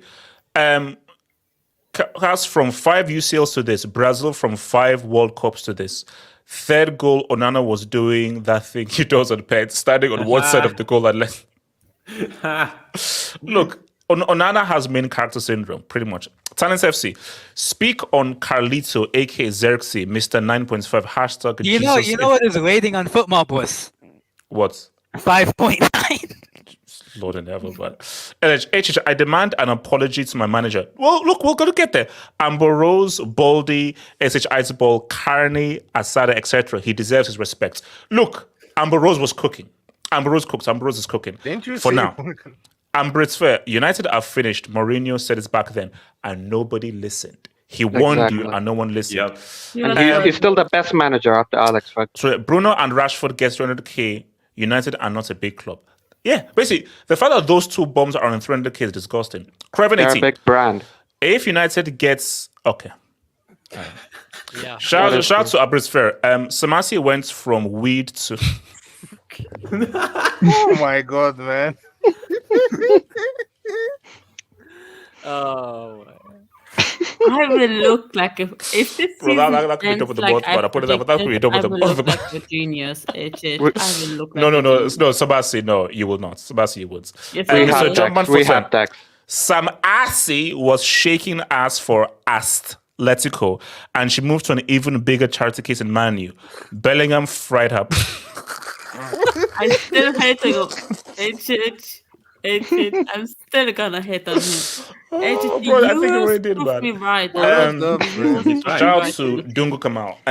As usual, Ten Hag will be fired when Gary Neville says that they should fire Ten Hag on Monday Night Football. Look, it's not looking good, bro. The way it's looking not looking He good has for to him. be fired. He has to be. Bupenda, remember for one of them, we don't claim Samasi. Hashtag Samasi, what does that Kein mean? echter Bayern-Fan. What does that It's what does that mean? no, and not the real Bayern-Fan. Okay. And that's from a German. So Samasi, you've been Judased. All right. I'm going to ask 2 questions. So this is my first cue. And hold up. Rank, is your mic okay there? Rank, is the mic working? HH. Yeah, is it working? Yeah. Okay, it's cool. So, Rank, I want you to be honest here. Okay. Full honesty. Let's see, honest. This because we are here. We don't bring subjectivity thing. We are here to have objective football conversations. Okay, I'm ready.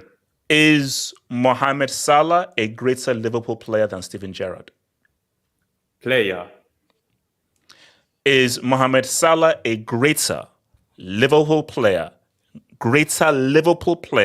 than Steven Gerrard? Yes. Liverpool player, yes. Not Liverpool legend, which is a different thing. I don't no. See, Rank. See. Then I don't care because see, when you say that, it's a cheat code. Because once you bring legend, then where you come from, academy, if from the city, that plays into it. I want to keep this strictly for football. Strictly football. You said player, yes. Salah is a better player for Liverpool. No. I didn't say better. Who is a greater Liverpool player? Okay, you know what, Rank, let's play a game. So you believe that Gerrard is a greater Liverpool legend than Salah? Yes. Why? Because of what he's done for the club, basically being homegrown and never allowing to accepting any offer after trying to leave the club. He's basically always staying loyal and said that he would rather lose with Liverpool than win with any other club. And just basically being loyal till the end. And all those memorable moments that he gave us even through some of our darkest times. And, doing it in that UCL final when we had absolutely nothing against that AC Milan team. I think that you have to consider Gerrard a bigger legend, but strictly as a football player, I can agree that Salah is a greater player overall, just looking at his achievements and what he's done to bring this team to the next level and bring us back to the level of competition where Liverpool should be. Okay, so I'm going to go around the room. And guys, I'll put out the poll that you guys can put. So, Hokage, from how Rank has put it, I think it's very club specific. Who would you say is a bigger Liverpool legend, Gerrard or Salah? And you can infuse the loyalty tax and everything. Because I know what I believe, but how would you believe, Gerrard or Salah? Well, I think what really goes against Gerrard is 0 league titles, man. I think if he gave, because he has that UCL, like the greatest comeback ever in a final. But the fact that he doesn't have a league title and the fact that Slippy G happened, it's like, bro, how are you supposed to compete with Salah, who on his first season in the Premier League broke the Premier League goal scoring record during COVID? I feel like people don't really talk about 2021. People forget that people season. Don't remember, because remember, Liverpool signed literally Nat Phillips and Kabak or whatever his name was. They had those two in center back. Salah single-handedly got Liverpool to the Champions League for the next season during the 2021 season, the year after they won the league. I feel like people don't really talk about that. Yes, now we say on this channel, and I do agree that Mane in the league title winning season, Mane scored like the bigger goals, the more clutch goals. But the fact is, since Salah came here, he has been arguably one of the players of the season in the Premier League every single year. I think he has a couple golden boots now. I think 2 or 3. I don't remember how many, but I think he has at least 2 golden boots in the Premier League. And he's been, he came in 2017. Him and KDB are the only ones that have played consistently top level, been top 5 Premier League player of the season every year. And you can't even put KDB there because KDB has been out injured sometimes. Salah's been fit. Salah's been scoring. He's been the face of this team for now 7-8 years. Yeah. And he's delivered a league title and a Champions League.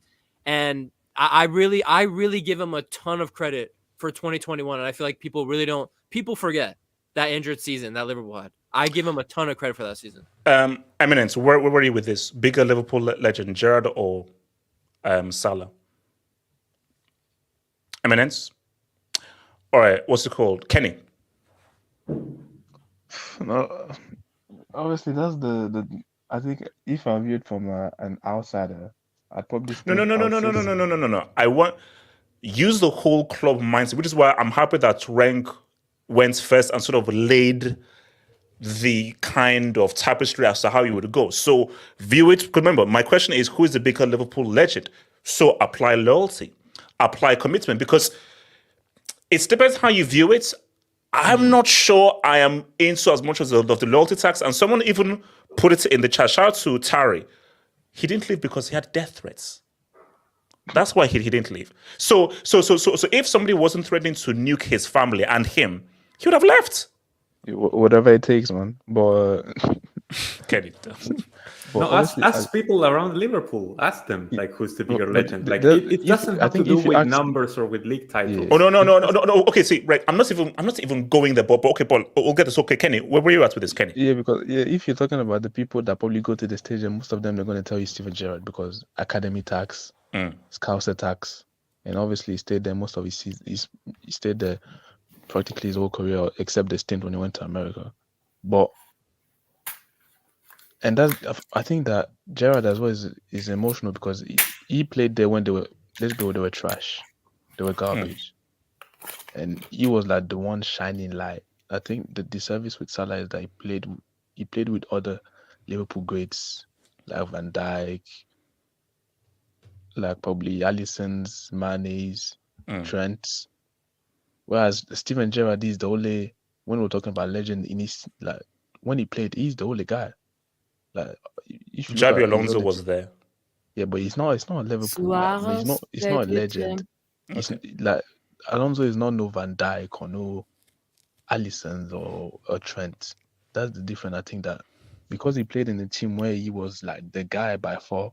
Whereas Salah, for me, he's the guy, but you have a Van Dijk next to him that is like, he's like right there. So I think that's why people always say Gerrard because he played in a worse team.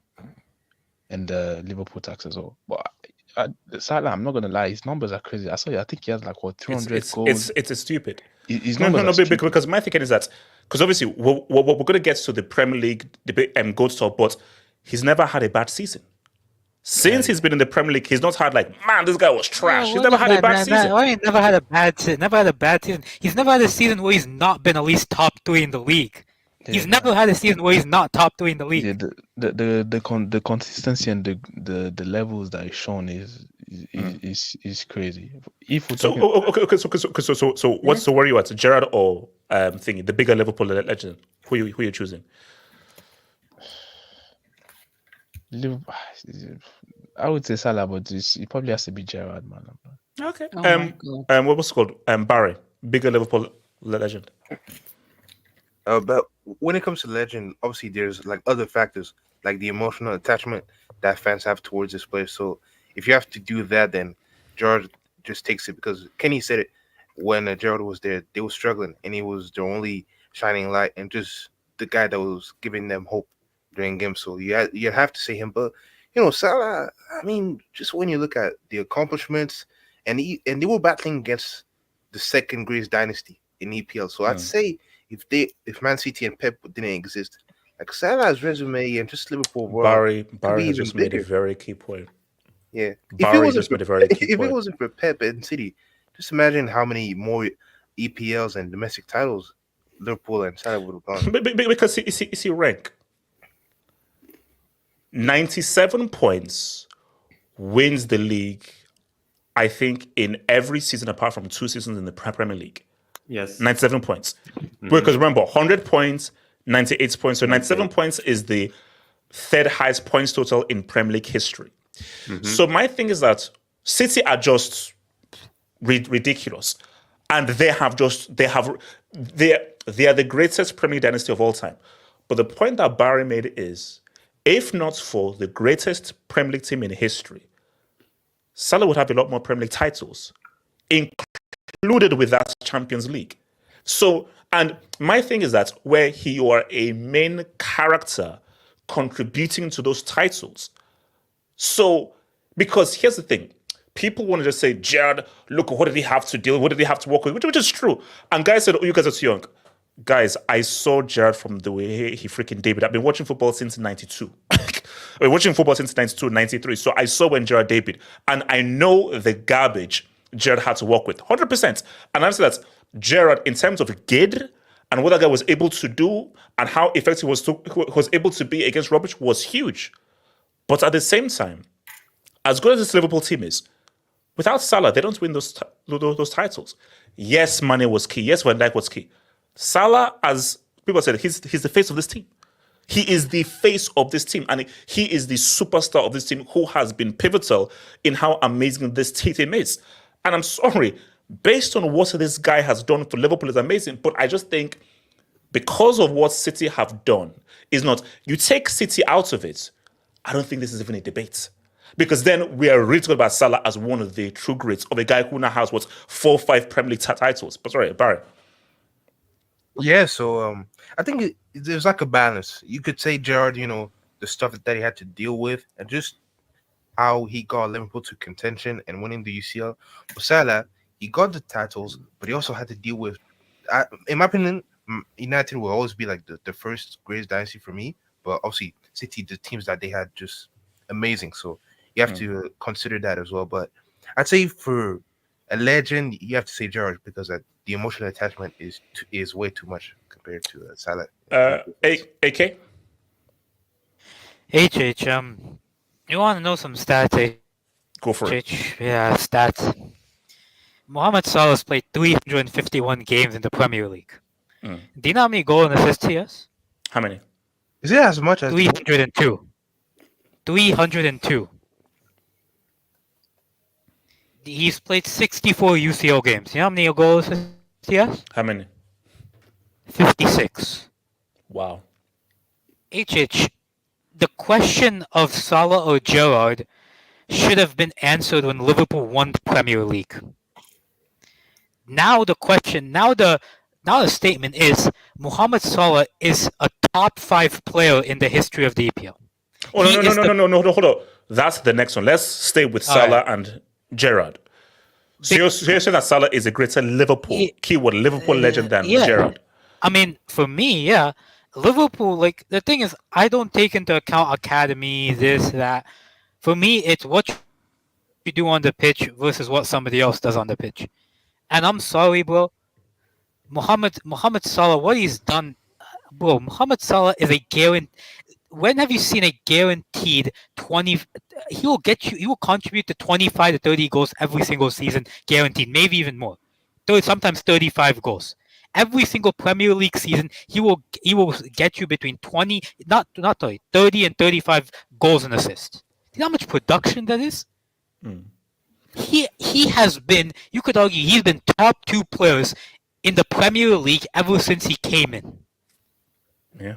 You could argue he's been the best right winger in world football since he arrived from Liverpool to this point. You can still argue he's the best right winger in world football. I'm not having any of his Bukayo Saka nonsense. I'm sorry. He is. When he had his pace, he was an incredible goal scorer. When he started losing his pace, he became an incredible creative player. He's clutch. He's scored in big games. Bro, I think there's a stat that he has more goals against Man United than United have against Liverpool ever since he came in. That's crazy. Bro, the guy United is his bitch. United is his bitch. Like, I'm sorry, bro. I don't want to get racial here, but there's only one reason why Salah is not above Gerrard. No. Because I said on the space, I wouldn't say it's a racial thing. I would say it's a region thing. I think because Gerrard is literally from the city and how good he was, he'll always have a leg up.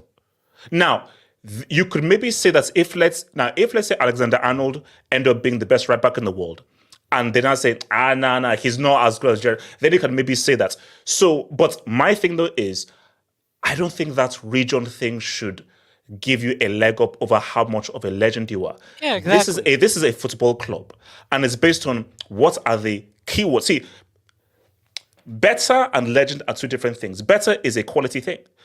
Zola, I feel that Zola is the best player that Chelsea have ever had. Zola is not a bigger legend than Drogba. Zola is a better player than Drogba. He is. Because Zola is the best footballer that Chelsea have ever had. Drogba is a greater legend than Zola. So my thing is, who is better between Salah and Gerrard? You can have that debate and discussion because it's different positions. But in terms of who is a bigger legend, greatness are key things. This guy broke the goal record in his first season.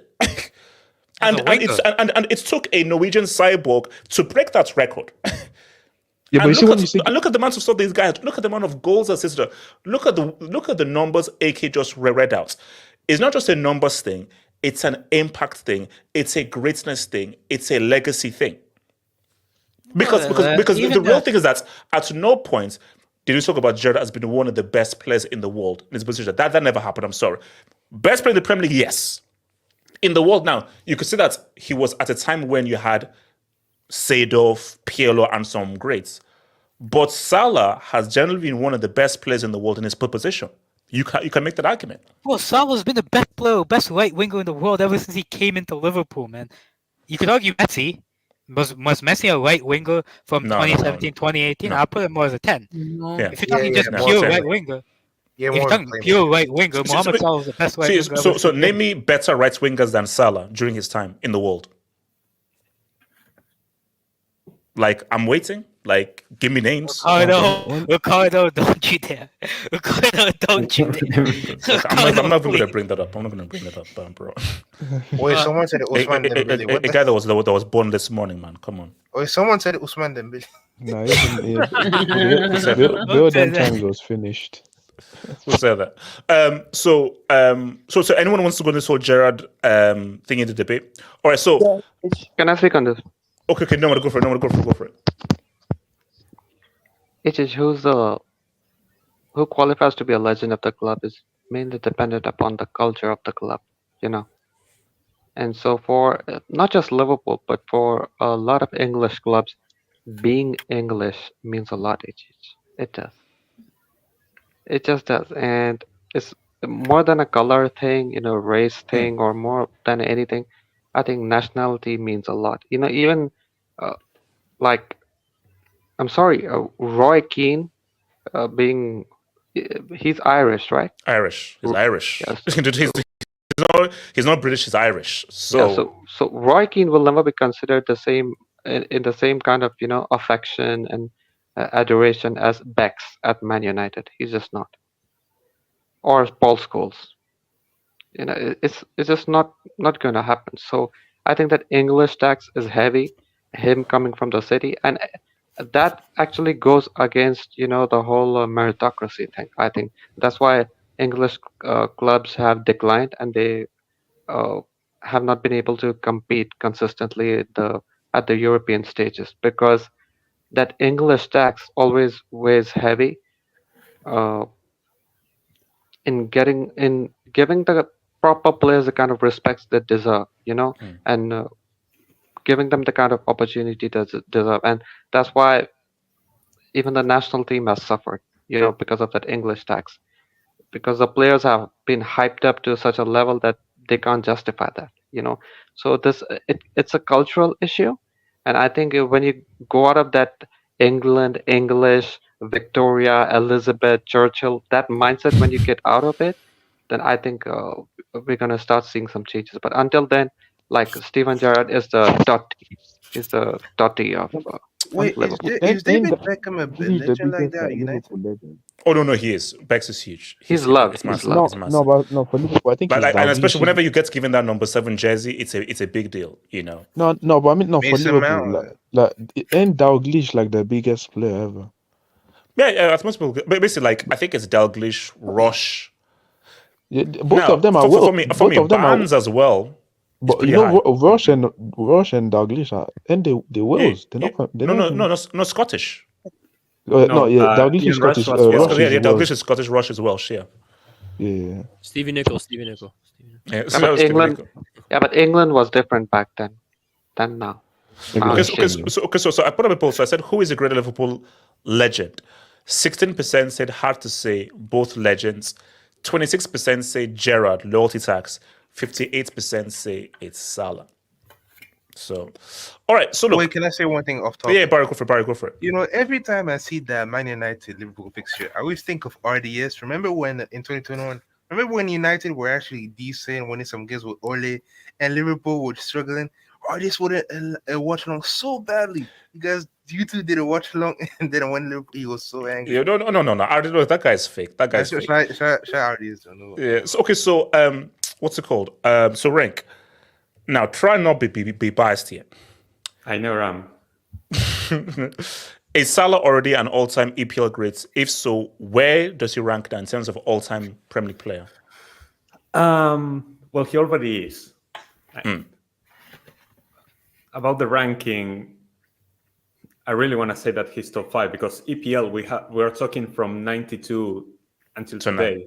Yeah. So like we are not considering a bunch of English history on that one. So like it has to be in the top 5. And after that, you have to start considering like Man United players who were like all the way through the Fergie time. So okay, so you're saying that he's already a top 5 Premier League player of all time, all positions, top 5. Yeah, I mean just looking at the numbers. I don't know about that. Kenny, but like I don't know about that. You were using before the argument that if City wasn't there, Salah would have a lot of titles, which I know. Yeah, but that's we're obviously working off hypotheticals. City are there. That's the No, Kenny, keep City there. Look at what this guy has done in every single season he's been here.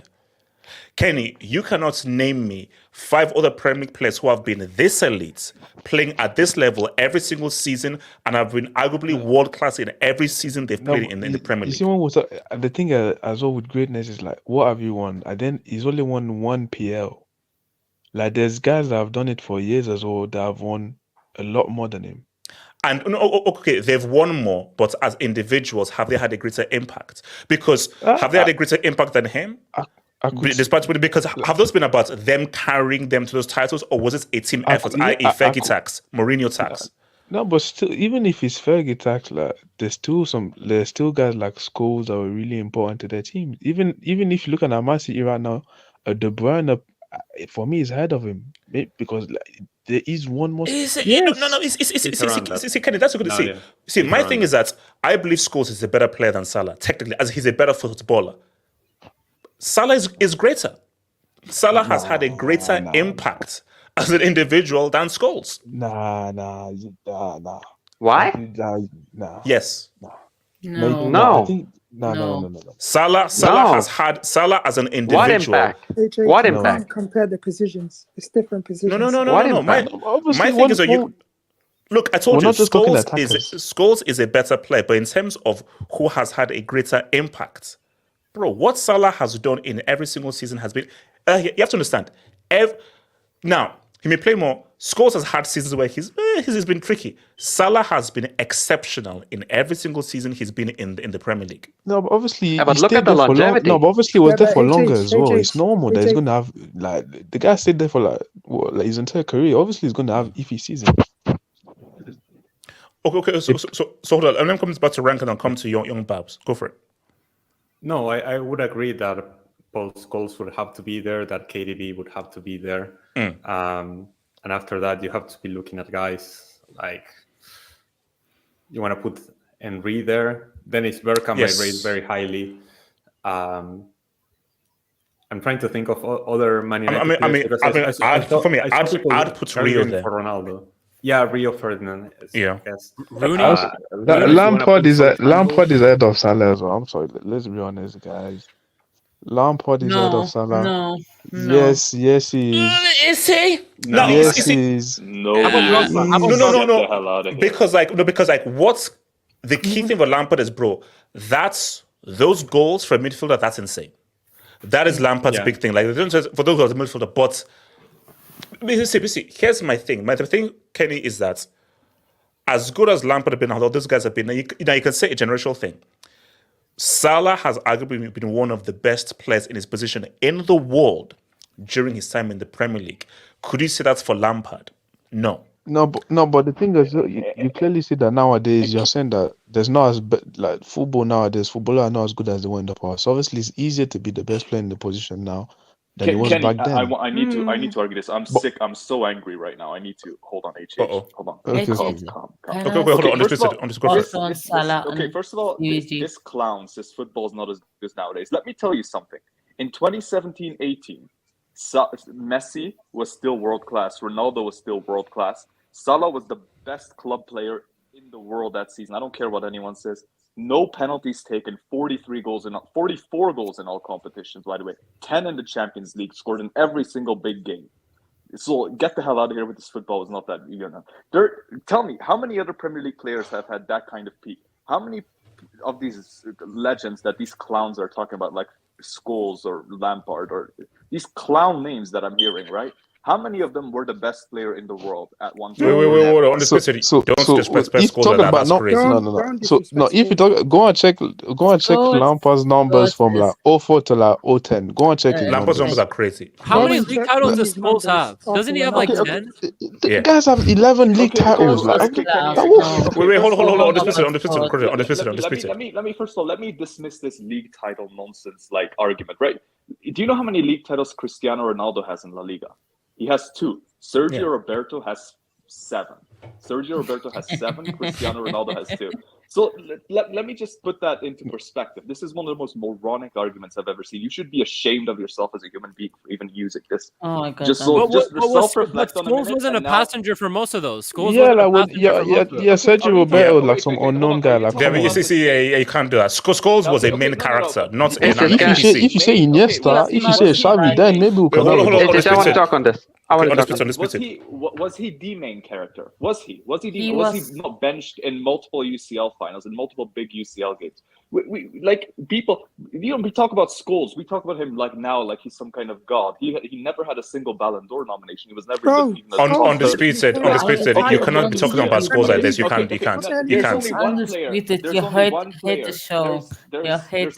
Hold on. There's only one player who's ahead of Salah in this discussion. Only one, and that's Thierry Henry. And by the way, Henry also. Let me laugh. Henry also on the speeches. How? Wait, on the speeches just said Ballon. Undisputed. I'm sorry, you cannot dispute what KDB has done. I'm sorry. And on the speeches you're talking about Ballon d'Or. Do you know that Frank Lampard finished top 3 in Ballon d'Or? Do you know that? HH, can you tell me like in which season? Wait, hold on. So undisputed. In which seasons was KDB better than Salah? Can you list all of them, like in terms of individual performance? The season where he since 17-18 when Salah joined, goals. Which seasons has KDB? You can argue in the last few seasons. He has been individually. Is it true? Season, what's it called? The when he scored 4 goals against Thing in the penalty minutes game. I think was that the 2022 season. He was better than Salah. Let me ask you this: is it true that KDB won? Man City won 2 league titles pretty much with KDB injured for most of it. Is that true, by the way? Yeah, but no. The 96-point season. Wait, hold on. On the Twitter, for most of City's titles, KDB has been one of the main guys for most of City's titles. Because on the Twitter, do you know why I can say this? Like, City are the greatest Premier League team of all time. And yes, it's Pep and everything. One of the main faces of the greatest dynasty in Premier League history is KDB. So by default, he's going to be ahead of Salah. The funny thing is, right? People talk about like Salah's league titles. The one time Salah did win the league was ironically the one season where KDB was actually better than him. And funnily enough, that's the only season where attacking production-wise, he was better than him. And before anyone's like, KDB's a midfielder. KDB's the biggest fake midfielder I've ever seen. Like, people talk like this guy's Pirlo. Get the hell. He's a second striker. Like, get this midfield bullshit out of here, man. And secondly, KDB's never come close to the relentless production year by year that Salah has gone. The funny thing is, Henry is the best Premier League player of all time. That's the fact, by the way. The funny thing is, Henry has 2 Premier League titles and 0 Champions Leagues with Arsenal. Salah has 1 Champions League and 1 Premier League. Success-wise, they're basically the same. And yet the funny thing is Salah always gets slandered for not winning enough, and yet no one says that about Henry. Henry is just like, oh, he's the best. Of course he's the best. No, hold up. But hold up. On the Twitter, the thing is that hold up. On the Twitter, the thing is that Henry did such extraordinary things that there is a sizable gap. So beyond just the trophies, it's the kind of legendary things and moments he had that puts him on a whole different stratosphere to Salah for the Premier League. First of all, one thing I say, Salah is by far the best big game goal scorer in Premier League history. This is statistically proven. You can check his record against the top six, whether it's Man City, Man United, Chelsea, Arsenal, whatever it is. Salah's by far has the more, best I think. What? I think Aguero has more. No, he doesn't. Salah surpassed Aguero a long time ago in that respect, by the way. But even beyond that, right? You want to talk about peak. You want to talk about peak. All these players that you guys mentioned, name their best season. So genuinely, I'm curious. Name their best season and see how it compares to Salah's 17-18 season. Or forget his 17-18 season. How it compares to Salah's 20-21 season when Liverpool was in the Messi trenches. 2018-19. Are you serious? Why are you mentioning Messi? Okay, hold on. So Messi. Wait. Ricardo, did you get a fresh cut, bro? What the hell? No, I actually need a haircut. That's why I'm wearing a hood. Ricardo, no one cares about your bloody haircut, man. We're not talking about Ricardo's haircut on this channel. Okay, so where are you at with this? Hold up. I see where Undisputed is coming from, but it's very hard to put him second when, are we seriously not putting a single Fergie player ahead of him? Are we seriously gonna disregard if they're not better, then why would you put them above? But the thing is, we're talking about Premier League. One guy has 1, another guy has 11. I mean, and he was a main character for probably 8 or 9 of them, to be honest. So. We're talking about Premier League. Okay, are we accounting Champions League too? Because that's why I'm confused. Because some people are talking CL, some people aren't talking CL. No. Just EPL. Okay, hold on. Premier League. Okay. Well, I feel like we're all Premier League. Purely Premier League. Wait, what? All over the place. No. The whole point of the question is for who the greatest Premier League players and where does Salah rank in terms of what he's done solely in the Premier League? My problem with that, though, is that, right, if you do that, then Henry is not top 10. Henry only has 2. There's so many players with more than 2 Premier League titles in City and Chelsea and United alone. So Henry can't be top 10 Premier League history. No, I know, but I'm saying...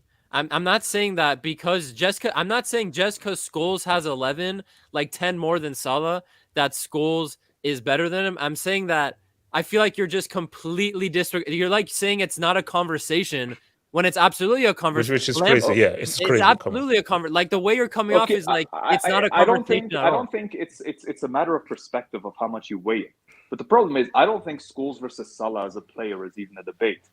At no point. What? No, it doesn't matter. Bro, it doesn't make sense. It's a midfielder versus it's way too much of a drastic. No. But the problem is, comparable. The Scholes was not even De Bruyne, right? In terms of decisiveness, in terms of big game performance. But his role is different. He's a tempo he doesn't dictator. Get you GA. He doesn't get you GA. A deep lying midfielder. Yeah, no. He's a tempo dictator. He was a the beginning of his career, but who do you think most people would rather have on their team? Depends on your team. Influences a game. Who do you think had more impact? Well, hold on. It depends what kind of team that you're building because my thing is that KDB can only do what he does because Rodri is setting the tempo. Fernandinho is setting the tempo. Undisputed for this Real Madrid team, you can see the massive gap that Toni Kroos, a player like him, leaves behind, even though he doesn't. The problem is, we all know. Listen, man. I know everyone here wants to be a hipster. We all know attackers are the best players in football.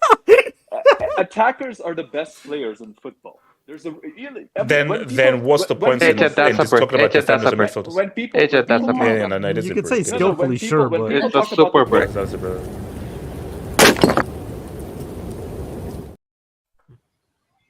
And he couldn't respect the Desai, bro. Okay.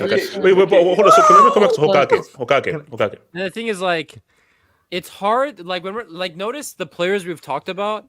It's so easy to just forget about the defenders because they don't have all these GAs. So how about John Terry, Rio, Desai, all these guys? How are we gonna? How do you compare when you're talking about? Because bro, Rio, that guy was in the Premier League. Well, it was amazing. John Terry in the Premier League, like in terms of defenders, they were Salah level in terms of their game. So how do you compare? So like, how do you make that? It's hard. It's like you said on Dispute. It's all about perspective. But I think at a certain point, I find it hard to give. Like we were talking about Salah right now. Oh, if Man City wasn't here, blah blah blah, he would have had more Premier League titles. I find it hard to make that like to really rely on that excuse when talking about. I find it really hard because hold on, because even back then, the Premier League, we could say back then, like in the 2000s, whatever, there were much stronger teams around the entire Premier League. No, there weren't. The Premier League right now is dominating Europe in a way it never has in terms of. Wait, what? What? No, that's another break. That's another break. That's wait, what? Wait, what? Cut that bitch off! It was Italy and Germany that got the two fifth-place spots last year. Every PL team got knocked down the quarterfinals. Can I go on this? Wait, hold on. Let's guys spout his gibberish over it. I'm talking about I want to talk Salah's after this. career, right? First of all, there's only two all English finals in UCL history, and they were both in Salah's career, 2019 and 2021. So Chelsea played against Manchester United in 08. Okay, and actually, that's not and secondly, people are like, "Oh, John Terry was like."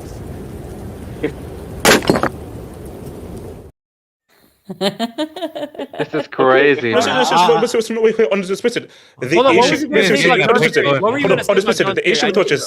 issue what you're saying is, how well would Salah do if he was not going up against Terry and Rio? The defenders of this era are garbage. No single defender in the Premier League is even in the same stratosphere as Rio, as Vidic, as Terry, as Carvalho. So that's why doing this comparison is crazy. But he was on Salah's team. But I will say this, just to end mine off, because everyone needs to go. Yeah, I will agree. I don't know about top 5 because that's too difficult. I could say comfortably. I would put Salah comfortably top 10 greatest Premier League players of all time. I agree. One last question about the Terry point, right? You said Terry was like Salah, but a defender. Can I just ask you quickly, just off the top of your head, don't think, just name a name. Who's the best player ever? Don't think, just say it. Who is the best player ever? Who's the best footballer? Lionel Messi. Okay, and who else is in the R9? Pele, Maradona. And why are we only naming Goat attackers? Naldo. Why are we only naming attackers? Because people don't have the appreciation for defending because 80% of football fans have never played football because I have appreciation. Exactly. I can recognize that football fans are dumb. Rio, when you talk about, like, if you're comparing pound for pound, how wait. Compared He's somewhat. Wait, quickly, on the Twitter, like, if, let's say, I know players who are defenders and they'll say their favorite players are Beckenbauer or Desai. If you're an attacker, basically for me, like my favorite players are midfielders or skillful forwards. So it depends on what position you play if you play football. So even if R9 is my favorite player, one of my other favorite players is Philipp Lahm. Because I appreciate how well he plays that role and that position. Because I've played against right backs and how good they are. So listen, you sound really dumb by you saying that. Oh no, attackers are the best players, so let's just focus on attackers. You sound dumb. But you're not really being honest because I've known you for a long time. I've been on these hangouts for a long time, and I know your goats have always been Pele and Maradona. It was never Pele, by the way. You can it was Pele after the World Cup. So you can talk. So why is Beckenbauer a horseman then? He's 5th on your all-time list. I remember you've never argued. No. I know. I never ranked them. A horseman is a horseman. So no. My thing though is that those are the guys that obviously I enjoy watching, but all because I enjoy specific guys doesn't mean that I also appreciate Buffon or Neuer. I don't appreciate Philipp Lahm. Like come on, undisputed. Okay, let's just be real. And then I'm just you can't use Salah being an attacker as a leg up over a Paul Scholes or a Serie Rio. No, you can't. Okay, who's your best player ever? Just say it, HH. Just say it. Who is it? Maldini. Cringe. Okay, man. Okay. Okay, so let me call Nomad. What's here? Nomad. How many years has Salah played in the Premier League now? I think it's 6 or 7 or something. 6 or 7 years, right? So you're saying that He was an attacker. He had an impact on the game throughout his tenure, at least most of his tenure, right? For multiple seasons, he was the best player at his position. He gave GA. He won a Premier League title. He won a Champions League title. He had an impact on the game. He was the best player at his position. He inspired other players who wanted to play at that position. If we take all of those metrics into account, I take Man United Cristiano over him. I would. But then longevity tax. Cristiano was only elite for 2 or 3 seasons. Sure. But what did he do on those 2 or 3 seasons? It's greater than Salah's entire Liverpool career. But a guy being super amazing for 2-3 seasons is the same as a guy being amazing for 5, 6, 7 seasons. Now, sure, but then I've always said that if Cristiano remained in the Premier League, he would surpass Henry as the greatest Premier League player ever if he stayed. Undisputed. Exactly. Yeah. So then you can't compare Salah to people who won 10 or 11 league titles and who were in the Premier League for 15 seasons. You can't. By that very same metric, So everything counts, like what you do according to the requirements of your position, your longevity, how many, especially, and this is why people actually, become sport persons, your titles. Your titles and your medals count. I'm sorry. Like your stats, your records, all of those come secondary to your medals. Where are the titles? Where's the silverware? That's why people get into sports. It's not like you're not a musician or you're not getting into business. Like this is sports. We get into sports to pick up trophies. Where are the trophies? If you don't have trophies, then you're just, appeasing nerds, stat nerds by saying this and that and trying to make up excuses to hype him up. Where are the trophies? And I'm sorry, anyone with one league title cannot be even in the top 10 consideration for that league. But again, I have to say too. No, man, I have to ask you. One league title. No one with one league title, no matter what, even if it's scored like 100 goals a season for a decade, one league title, you cannot be. Is Steven Gerrard not considered one of the best Premier League players to ever play? He shouldn't. But no, but it's not about the greatest. No, that's because English people are stupid, and he's English, right? No. That's not really. Hold on. Okay, let me correct Ricardo, copy. Okay, so what's the premise of this question? Because I feel like everybody's arguing. Where are we? Because it started off by the question is where are we? Where would we put Salah in terms of greatest of all time? So basically, I put up a poll. So my poll is where does Salah rank in all-time EPL GOATs? 1% said he's the GOAT. 18% say top 3. 29% say top 5, 52% say top 10. Okay, this is the problem because a lot of people are just using trophies to guess where this guy lands in an all-time list. The problem is that you can't just look at surface level what these trophies are. Be like, okay, he has 1 Premier League, so therefore you can't stack up to a guy who has 11, which I fundamentally understand. There's a significant gap between 1 and 11. However, at the same time, you have to look at it within context. The one title that Salah did win, yeah, sure. Hokage made a great point that it didn't come in probably the most stacked era of Premier League history when you had like Chelsea, Arsenal, United, blah blah blah. But it did come against the greatest dynasty in the English football thing has ever seen. So, and in a point-based system, Liverpool have reached the second highest peak in English football. No, third. So 198 and 97. Liverpool got 99. Liverpool got 99. Oh, sorry, 99. Okay, yes, yeah. There was one team that got like 92. Was it not, or was that City? I don't know. Yeah. But they reached 90 points a few times. So this is not just like a one-off season. Whatever. They had to be pushed to the absolute limits just to win a title over the greatest dynasty in English football, and that came with Mo Salah being the face of the team. All right, maybe you could argue that Mane was better in certain situations, certain seasons, but at the end of the day, how the story is going to be written is Salah outlasted Mane in that Liverpool run. So Salah's the face of this team. There are no other two ways about it. Van Dijk had a great years, but it was still Salah at the end of the day. Salah, I think this is why it's important when you look at trophies, because you have to really apply context here, because sometimes one title can be more than somebody's 3 or somebody's Totti 4. Roma. Exactly. He's won like 1 league title and like 1, I think, I don't know. He won like very little, all right? But anybody who's watched, when you compare him to like Del Piero and stuff like that, like Del Piero is a fantastic player, but Juve were a force to be reckoned with, and same with Milan those times. But Totti, everybody knows Totti was arguably the best Italian player, one of the best Italian players of all time. Some say right behind Roberto Baggio, who's people who've watched him said he's probably the best Italian player ever, but that's their opinion. Where does Salah rank? Honestly, he has a compelling argument because since he's landed in the Premier League, he has been one of not only the best player in the league. Like he's in and around. Okay, maybe some years Hazard was better, some year Kevin De Bruyne was better. But then you have to really look at it. Well, are these players better because of the players they play alongside? I'm not saying that Salah played with bums because he played with good players, but I don't think the teammates he had were consistently as great as someone like Kevin De Bruyne played alongside. I think for the majority of his career, Kevin De Bruyne has played amongst better teammates, right? And I think, for example, Mahrez, like, yeah, he probably has the greatest EPL title out of every player in the 21st century in the Premier League. But majority of his titles have been won with Man City, and nobody would dare to say he's a better player than Mo Salah or he's greater than Mo Salah despite winning far more. I'm sorry. I like Mahrez. He's an exciting player to watch, but he's just not better than Mo Salah. That's just a fact. That's just a fact. So for Salah, where does he rank amongst? You have to have the combination of what he has won, what he's meant to, what has been won, and the player he is.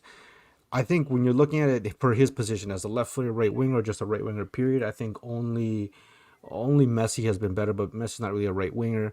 So if Messi's not really a right winger, he's just positionally on a stat sheet right wing. He's top been 10 the best right. He's been the best five? right. Well, who He's are your top five best right winger. Well, if you're talking about best right wingers of all time, who's really better than him? Don't give me Ryan Giggs. Robin in the EPL, no, he's the greatest right winger. In the Premier League, he's probably the best right winger. That's not only the greatest, but the best right winger that's ever played in the EPL. I can't name you a right winger that's better than him. So if you're making was George Best a right winger? No, he was EPL. It's not EPL. That's from the 1950s. Yeah, that's English league football. That's from HH's heyday. So Ricardo, would you say top 10 or top 5? Or top 3? Top 3 is a bit crazy because obviously you have, Thierry Henry, who I personally think for what he did in Arsenal in the Premier League, yes, but outside of the Premier League, I think he gets. No. That's a whole different. That's a different conversation. Cristiano Ronaldo obviously being there. I don't know if I will personally put him above Wayne Rooney because personally for me, I think Wayne Rooney is one of the most underrated players in the 21st century. But that's just me. So if you think he's greater than Wayne Rooney, by all means, okay, that's your opinion. Alan Shearer for what he did up there. Sergio Aguero had a great career in the Premier League. Maybe that's more of a discussion between them that he's. And also, but you have to look at Rio. You have to look at Rio. JT, Frank Lampard. It's just so hard because you're cross-examining several positions, right? I think when you look at for what they did for their position, I think what Salah has the advantage is that he's undisputed the best in his position in that league. Can we say JT was the best in his position? Maybe. No. Can we say Rio was the best in his position? I think I would say it's between Rio and Serie in terms of the best centre backs in the Premier League. If you put I think right now, top 10 for sure, at least in my opinion. When it's all no. For me, I think the debate is: does it get top 5? Top 10 easily. That's top something 5, we debate. I think he can definitely do top 5. I think the numbers will be undeniable. I think the record. I don't know how much. Holland's probably gonna smash his records anyways. But in terms of the player he is, I've always said he's a phenomenal goal scorer. As a dribbler, he's very good in 1v1 situations. And his assists as well. And I've always said his passing, his chance creation is very, very underrated. And today was a good example. He just creates chances. They're not the highest quality of chances, but they're there to be scored on. So I think he deserves his credit. So Ryan, just hearing from what people have said, where do you lie here with where you put Salah then? EPL all time? No, I feel like I'm gonna keep my decision to keep him top 5. I feel like undisputed. Top 5. Okay. He made a few good arguments. I think just forcing us to compare and remember for other players. Again, we are comparing a bunch of different eras of football, positions, clubs, context. It's very, very difficult. I would keep him in the top 5 just for what he's done for Liverpool and what he's done for his position specifically in the Premier League. But you could probably come up with a few players that would be ahead of him. And I think that someone in the chat was saying that him and KDB had recency bias, but I think that the other players also have nostalgia bias. So I don't think if necessarily being a recent player makes you more, gives you an edge over others when you come about talking about grades. I think that nostalgia often plays a huge role in that as well. And I think that both Salah and KDB's consistency and goal scoring output and providing an assist and whatever has been just ahead of everyone else. And I mean, the thing is that KDB has just won more titles, and that's just the unfortunate part of the context that we're talking about. So yeah, it's a difficult conversation. But you feel that for what Salah has done, he should be top 5? I feel confident with top 5, yeah. Huh? And anyone else on this? Sorry, AK. Yeah, I mean, the thing about like top 5 is I think he is probably 5th. Sorry. AK, a bit away from your mic, a bit closer. Mic. Go for it. Yeah. Can you hear me better? Yeah. Can you hear me better? Yeah. I think I would say he's probably 5th to 7th. That's where I'd put him around. I think there was definitely players that you could say have a bigger legacy than him. Personally, we'll get Hazard out of here. We'll get that bum fatty. We're AK respect. But you could put for me, you could put CR7. For me, Rooney was above him. You put Henry above him. You probably you're putting CR7 ahead of Salah. Bro, CR7 won the Ballon d'Or as part of the Premier League, bro. Like that. But those were amazing years, but only 2 or 3 truly amazing years. I'd still. If he stayed at but he didn't. But he didn't, though. But consider AK. Played against far better defenders. Yeah. I think you could say that. But I think the sheer numbers itself is enough to put him in the conversation for the top 5, because I think I read somewhere his rate of goals and assists is at the level, if not higher, than Thierry Henry's during his Prem career. Now we do have to caveat that with the level of play, level of teams he's played, but I do think for me he's good at everything that a winger needs to be good at. And bro, we can talk about titles, but bro, in this era, you need 95 to 100 points to win a title. Quite frankly, you didn't need that before. So you have to add that context in. You literally need 95 to 100 points to win a title, and even then you don't know, because Pep's teams could easily just beat that. So that has to be a factor, but I'll probably put him 5th to 7th. AK, do you take 115 charges into account when evaluating Salah's legacy? You might need to put that in account too. I'm not gonna lie. All right, but you don't take that into account while thinking about Salah's legacy, but about De Bruyne's legacy, definitely. All right, okay. So look. Let's move. So let me come to. We have to talk on. Oh no! We'll get to Chelsea, don't worry. So Rank, do we underrate Thomas Muller as a player, or has he always been a guy who feels that the eye test very effective, but as a player sells fruits technically? Samasi, you're a United fan. Don't speak on this. Rank, go for it. Rank. No, definitely underrated. When you just look at. I mean, obviously, with Bayern Munich in the Bundesliga, it's going to be very easy to just rule it out as, they were all easily dominating a farmers league, so there's not much to that. But still, the level of consistency that this guy has been able to put up, it's insane. And then you add up onto that being a World Cup winner and a Champions League winner multiple times. It's just insane. And you look at the numbers, I didn't realize just how many goal contributions Thomas Muller had across his career and the amount of players that he was able to compare against.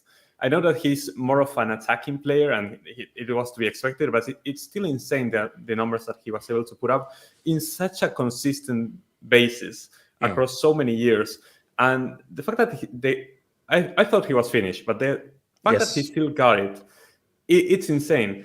It's maybe technically he's not as good as other players, but in terms of footballing IQ, the way he sees the game and he's able to provide for his teammates and know what is the right pass to give, what is the right decision to make in the final third.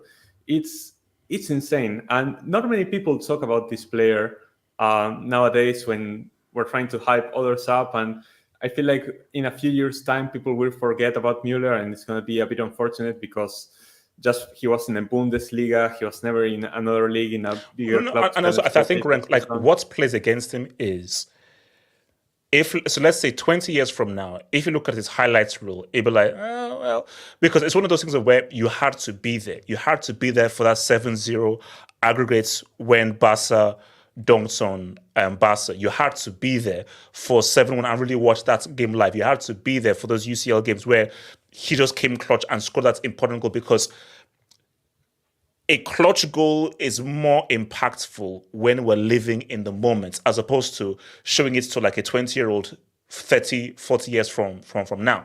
So my thing though is that, do you think 20 years from now he will be given his proper credit in terms of what he did in his time, or only us, people who lived it, will really appreciate him? No, I feel like it will only be us, and it will be up to us to tell the next generation what kind of player Thomas Muller was, because that I've seen, I can probably count with my hand the amount of players who have a higher footballing IQ than Thomas Muller, and just the level of consistency that he's able to put up. And when then you look at the trophies and the stats, and it all runs up into a generational player. But not many people are going to have that conversation. And yeah, it's a bit sad in that regard. We're going to have to be the ones to tell the next generation. Ricardo, Muller. Great player, one of Germany's greats. I do agree with you that aesthetically he's probably one of the least desirable players that you want to replicate. I think that's ultimately going to hurt him down the line. Did somebody just giggle to that? Yeah. No, I remember when Ricardo said that he was not putting Muller over Neymar. If you put Muller over Neymar, you have no sauce.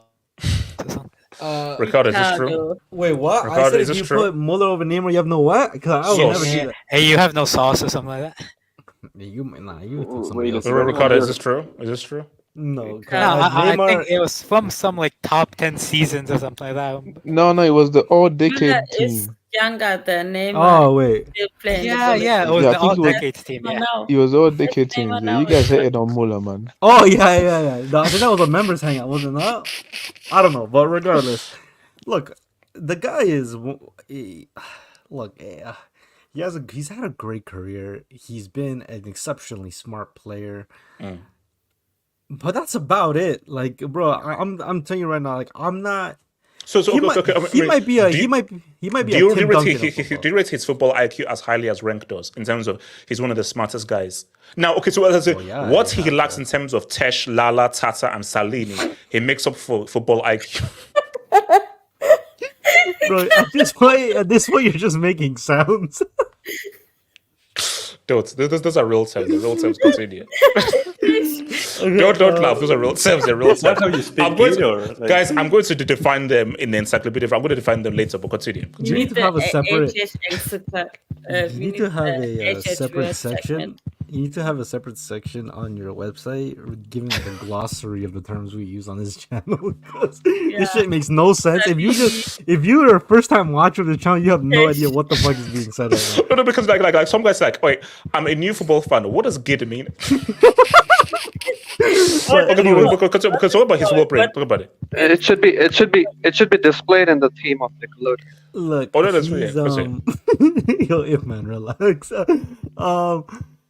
He's definitely one of the smartest players, because you can't be this effective. You can't have this level of longevity without having some sort of level of knowledge in the game. Like, you've exceeded certain players who play with more expression in their game. Like, Neymar is a great example of one, right? But I think ultimately the way things are going to be written when it's all said and done, the only people that are really going to remember him are people that really just watched him play in that time, which is going to be us. Yeah.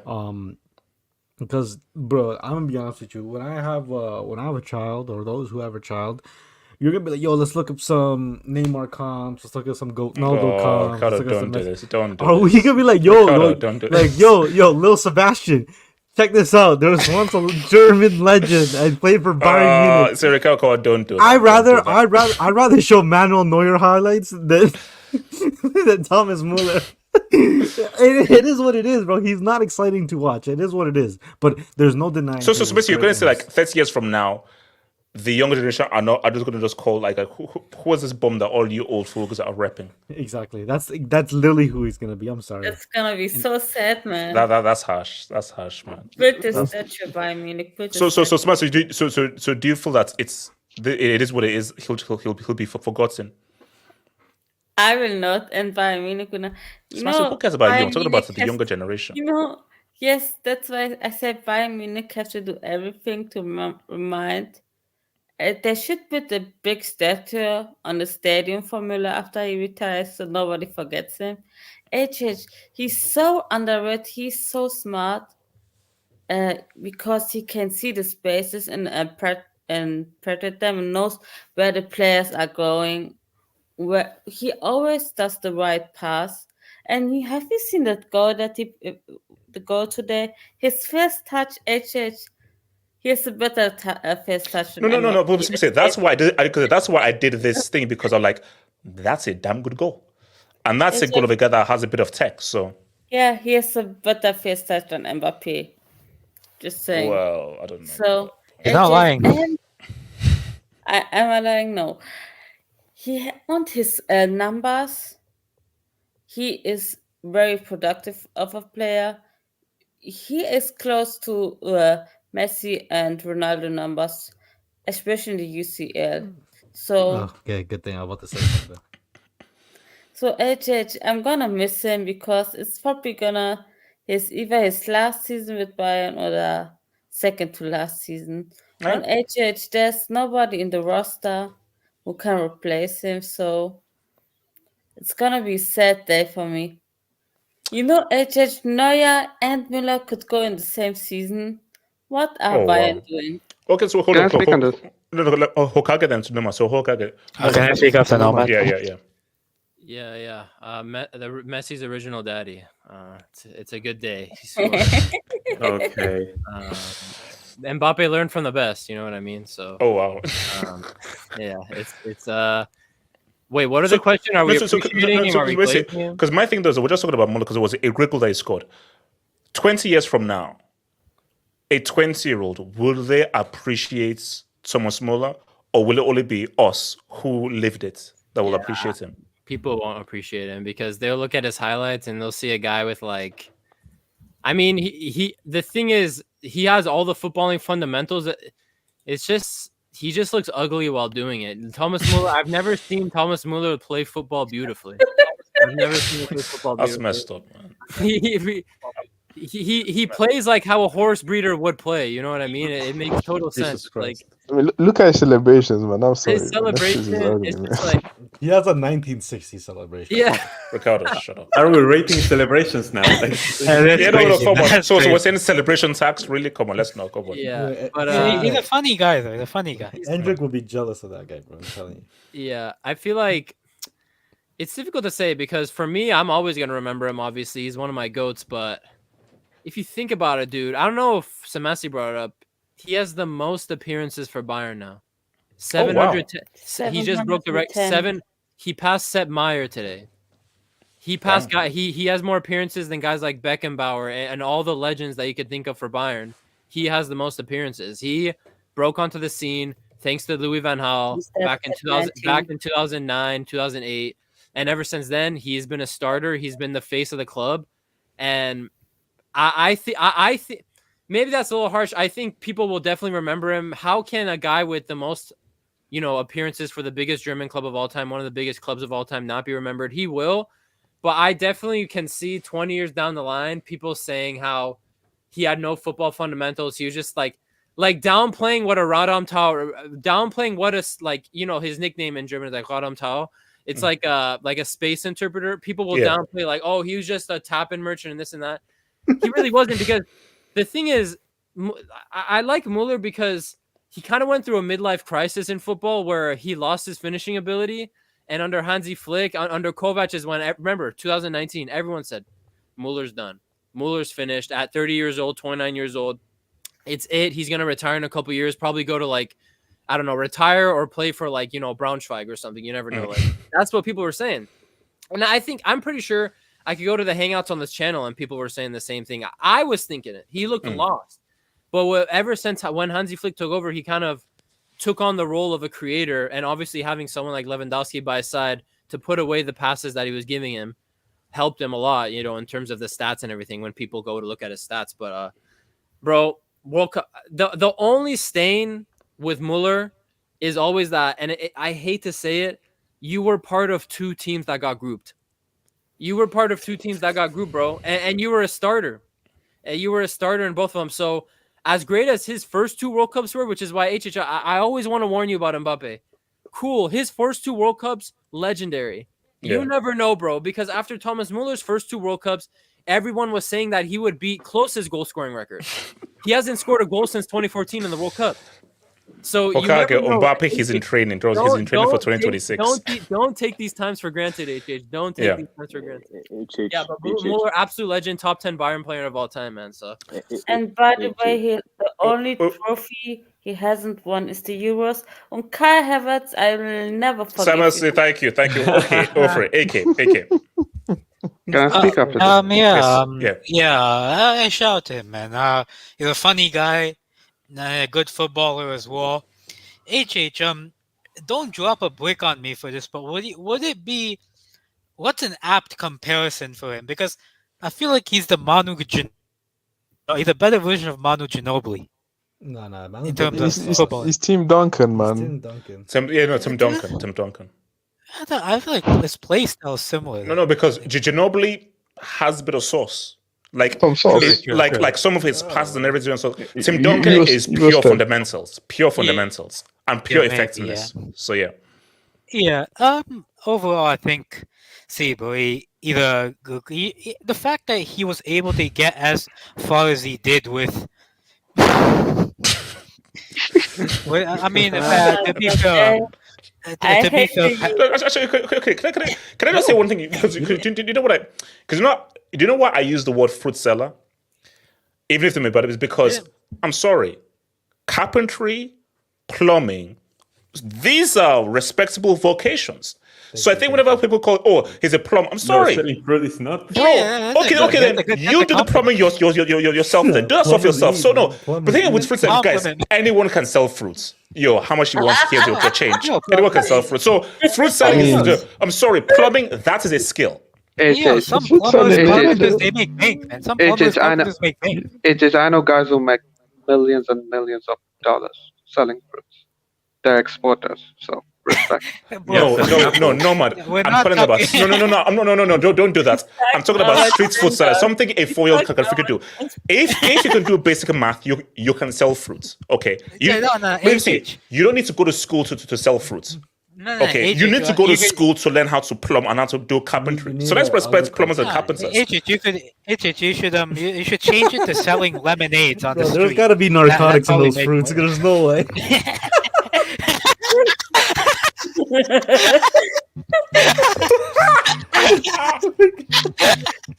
Ain't no way you're a millionaire selling fucking bananas, apples, and pineapples. Like,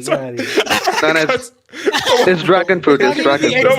No, man. If you're making millions selling, I'm sorry. It's not just fruits that's up there, bro. There's stuff with that fruit, and it's white. You have links to the Mexican cartels. If that's no way. How do you make millions selling apples?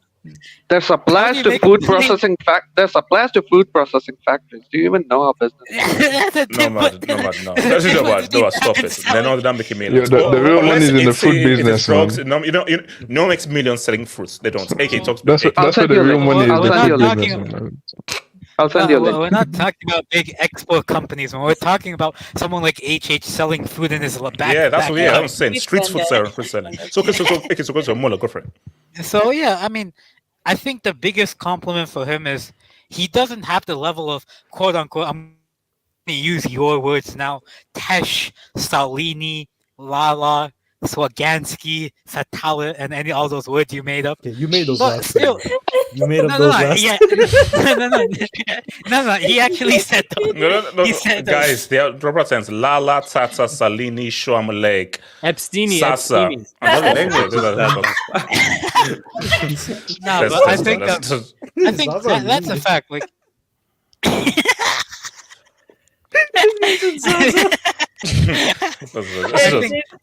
we're gonna talk about those terms in the next topic. Well, yeah, goo goo gaga. So basically, you're saying that in 20 years' time, you don't think people will appreciate him? 20 years' time. I hope, man. I mean, unfortunately, today's kids and teenagers are all about Haaland. It's all about Haaland, bro. Yeah, it's all about a show and stats. You know, these Gen Z guys. I can't. Go for it. No, you know these Gen Z guys that. Wait, hold on. Okay, so Gen Z is what? Who is Gen Z? 1997 till 2012 born. And millennials are 2000. Wait, who are No. Millennials are 1980 to 1997. Okay. Who are the TikTok morons? What are they called? These TikTok morons. They're Gen Z. Yeah, Gen exactly. Z. So the Gen Z, they're after. Okay. So the Gen Z or Gen Alpha, I think, right? Yeah, Gen Alpha. I think it's Gen Alpha. Yeah. So these Gen Alpha. So the current generation is Gen Alpha. Yeah. So these Gen Alpha bums that you see on Twitter and on TikTok who only care about stats and show will obviously not care about the fundamentals. They don't care about those. So I think Muller might,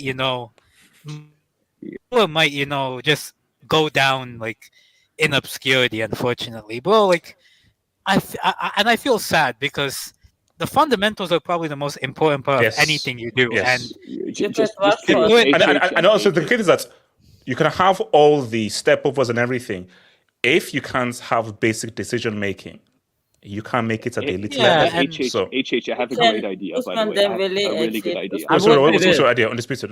HH. So we're obviously all very sad that Muller's not going to be remembered, right? All of us, right? So I think what we can really do is there's this 20-minute video called Thomas Muller When Football Becomes an Art, and we can all watch it together, and you can live stream it. What do you guys think?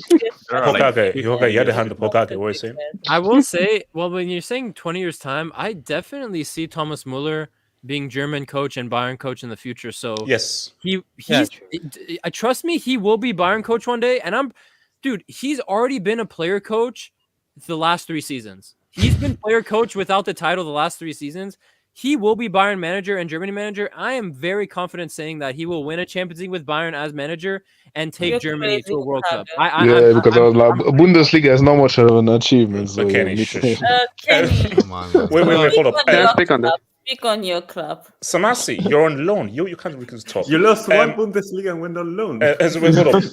Anyway, it's mad. 14 thoughts on Thomas Muller. Can I speak on this? Yeah. 14, and then Nomad. Foo. Okay, Nomad, talk to me. Nomad. Yeah, all this like YouTube compilation, highlights compilation, BS that we're talking about, right? Let's compare one of the most naturally skilled players to Thomas Muller, right? Neymar versus Thomas Muller. Whose career would you rather have? Neymar. Let's have this discussion now. Nomad. Oh no. Nomad. Let's have it. And Nomad, this is very unfortunate and sad. And here's the thing. As of right now, Muller. But then let's take my 20, 30 years time.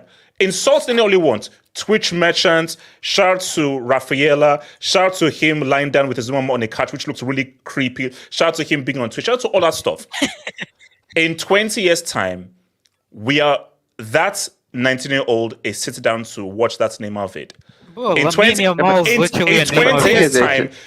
years' time, if you put up that video of Muller in space, after a minute, the child is going to turn a gun to you and try and shoot you. Sure, but money-wise as well. That's how I was.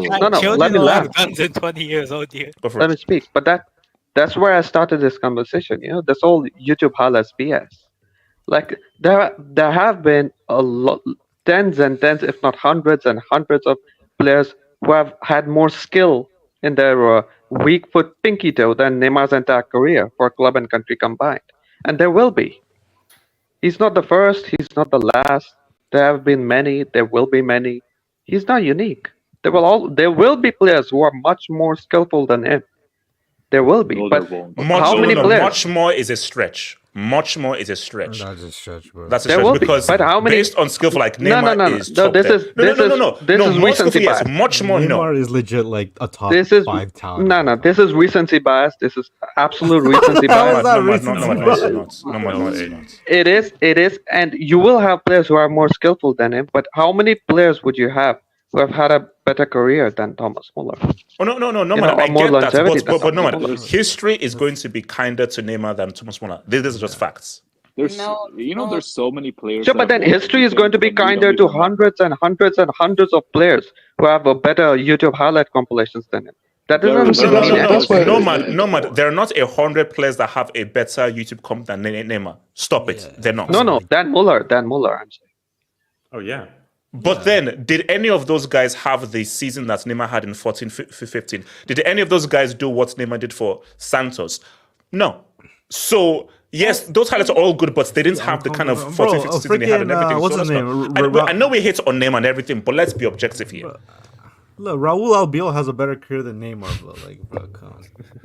Bro, hasn't Abelawa completed football? Is that your favorite right back of all time? Yeah.